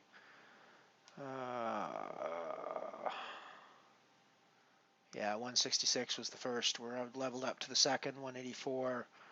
I'm currently sitting with my chip stack in a 309 position, but we'll see what happens. Oh, pair of aces. Oh, pair of aces. Oh, pair of aces. Oh, piece of candy. Oh, piece of candy. Oh, piece of candy. Reference to a interestingly ironic bit from Family Guy where James Woods is getting trapped by the Family Guy crew, and it's James Woods, which is kind of interesting to us poker people as well. So it's all quite an interesting little bit. So I guess we got to put in a raise here. They can't get out of the hand fast enough, obviously. So I have to put in another raise, I guess, probably with our sixes.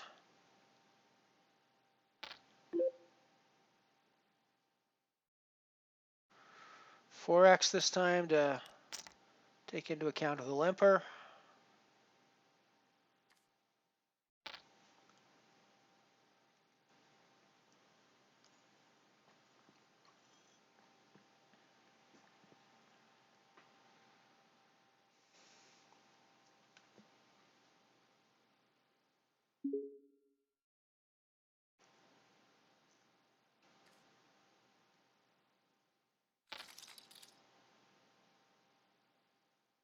Oh, yeah, so I was talking before the break. Tomorrow, I will be recording an interview for a new podcast coming out for a Run It Once affiliated website called Enhance Your Edge. I'm sure lots of people using the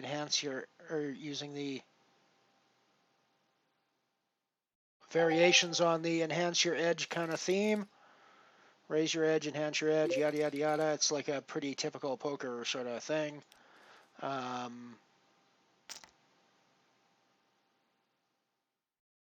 it'd be interesting to see. Guy's name is Brad Wilson. Yeah, I'm doing an interview tomorrow. So once the podcast comes out, I'll hopefully have a link to it, and we'll see what happens after that. But yeah, so there you go.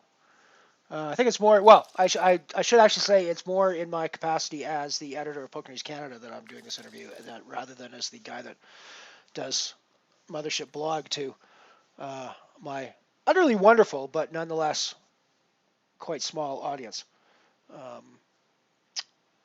So nonetheless, you guys will get you guys will have the shit plugged out of you during the interview tomorrow, because I love hanging out with you guys, and it's fun to come and chill and play some poker. Even when it sucks, it's fun to come and chill and play some poker.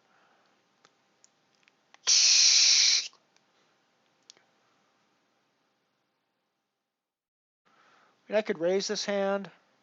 Actually, I think I will. Blind on blind, we're going to be super strong there. Are you kidding me? Did you just fucking flop clubs?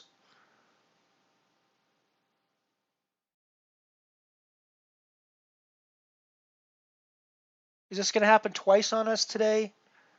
Where we flop a really good hand and he's just...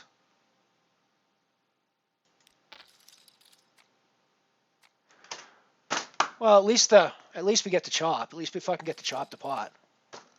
I mean, really, he fucking shoves on us with the king 7 and the 7 just comes on us. That is a nice example of the way things run for us typically on the poker table, right?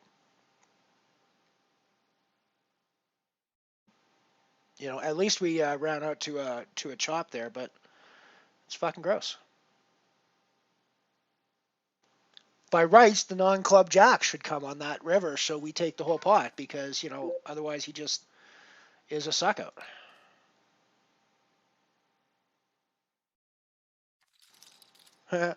Yeah, exactly. If the glove doesn't quite fit, you must have quit.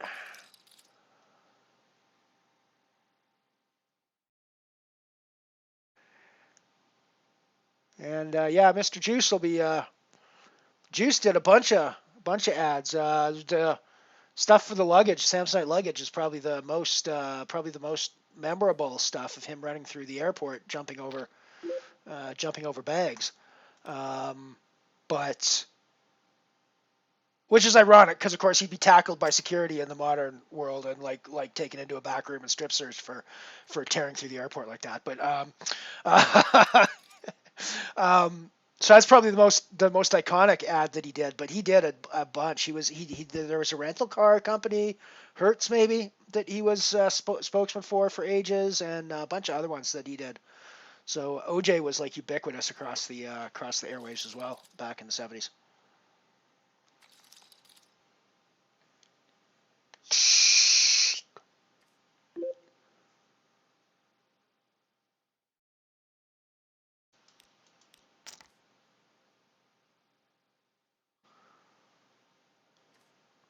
I mean, we've only got 14 big blinds. Maybe 15, 16 big blinds.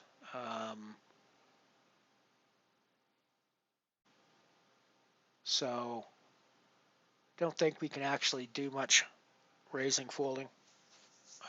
This stack size as well, we're going to make him play for his whole stack most of the time.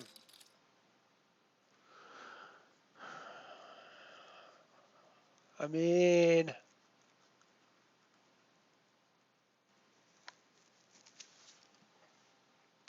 probably shouldn't fold a hand this big, but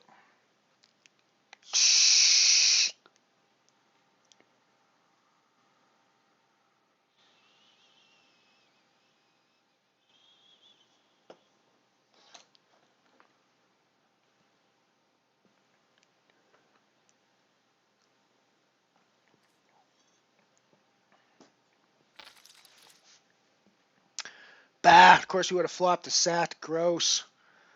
That's why we need to just shove in that spot. We'd be like tripled up.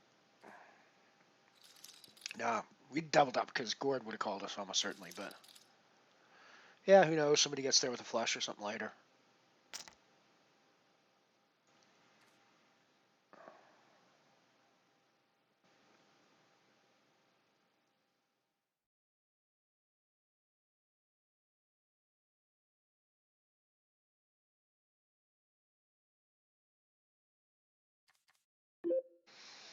Yeah, and actually OJ is a great example of how poorly innocent until proven guilty actually works in the real world, because let's be perfectly clear about something. OJ is innocent, technically and legally speaking, of killing his ex-wife. Yet I don't think very many people in the world actually believe that that's the case. So, you know, it doesn't matter that the court found him technically not guilty of the crime. That actually doesn't make any difference.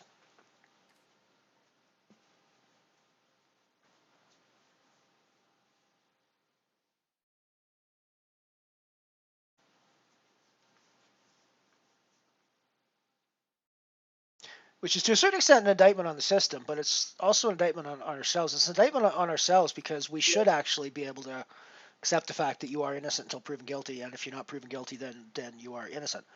But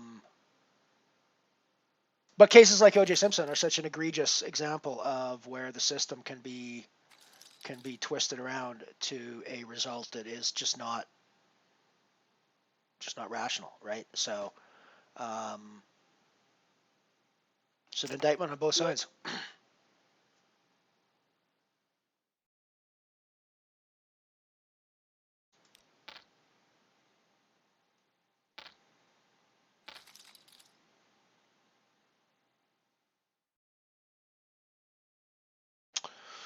I should have reshoved the 4s, but I had a feeling I was going to get called fairly light in that spot, so I think this gives us a chance to get out of the way and live to play another day. Because clearly we have people with big hands going here at each other.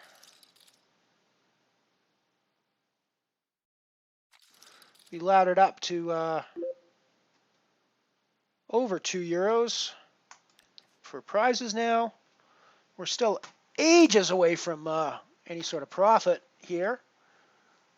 We have, however, now won more than our average buy-in for the day, so that's at least a start. Our average buy-in of 186 for the day.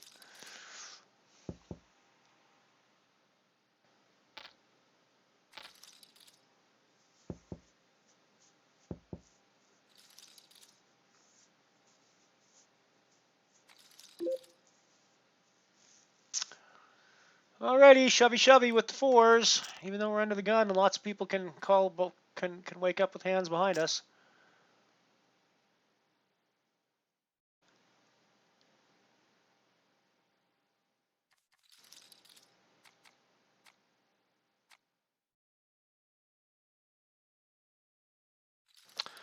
Alrighty, I guess we're done with €2.05 today. I mean, I think I'm supposed to shove with 4s there. I don't think there's really anything else. I mean, I guess I could fold them like I folded the 3s, but I don't know. It seems like that's the move I have to make. So, anyways, it's been cool to hang out with you guys today. Let me at least update my spreadsheet before I go, so it doesn't look quite as utterly horrible as it does at the moment. It's still going to look pretty darn horrible, but 0.05 there. Big fat 0 in the singularity column, and we have got €2.05 and barely a profit on the day. But hey, what the hell? No, not even a profit on the day. Barely a profit on that tournament. But alrighty, so thank you for coming and hanging out with me again today. We had our ups and downs, a bit of a roller coaster day. Still didn't end off great. But we're gonna come back and fight another day. Like I said, I've got this interview tomorrow for the podcast, so we'll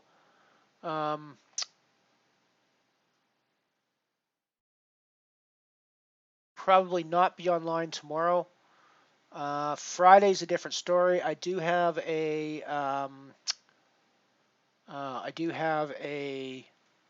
like I said, a business call on Friday morning at 11, but I don't think that's going to take a huge amount of time, so I'm probably just going to be a little late coming on Friday.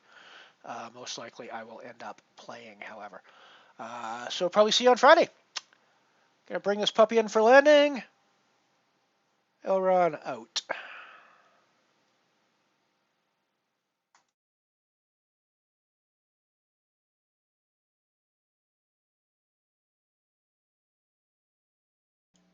For more vintage poker content from Mothership Poker, click the subscribe button and check out the playlists for all of our old archived content, as well as the ads only cut from some of the early streams.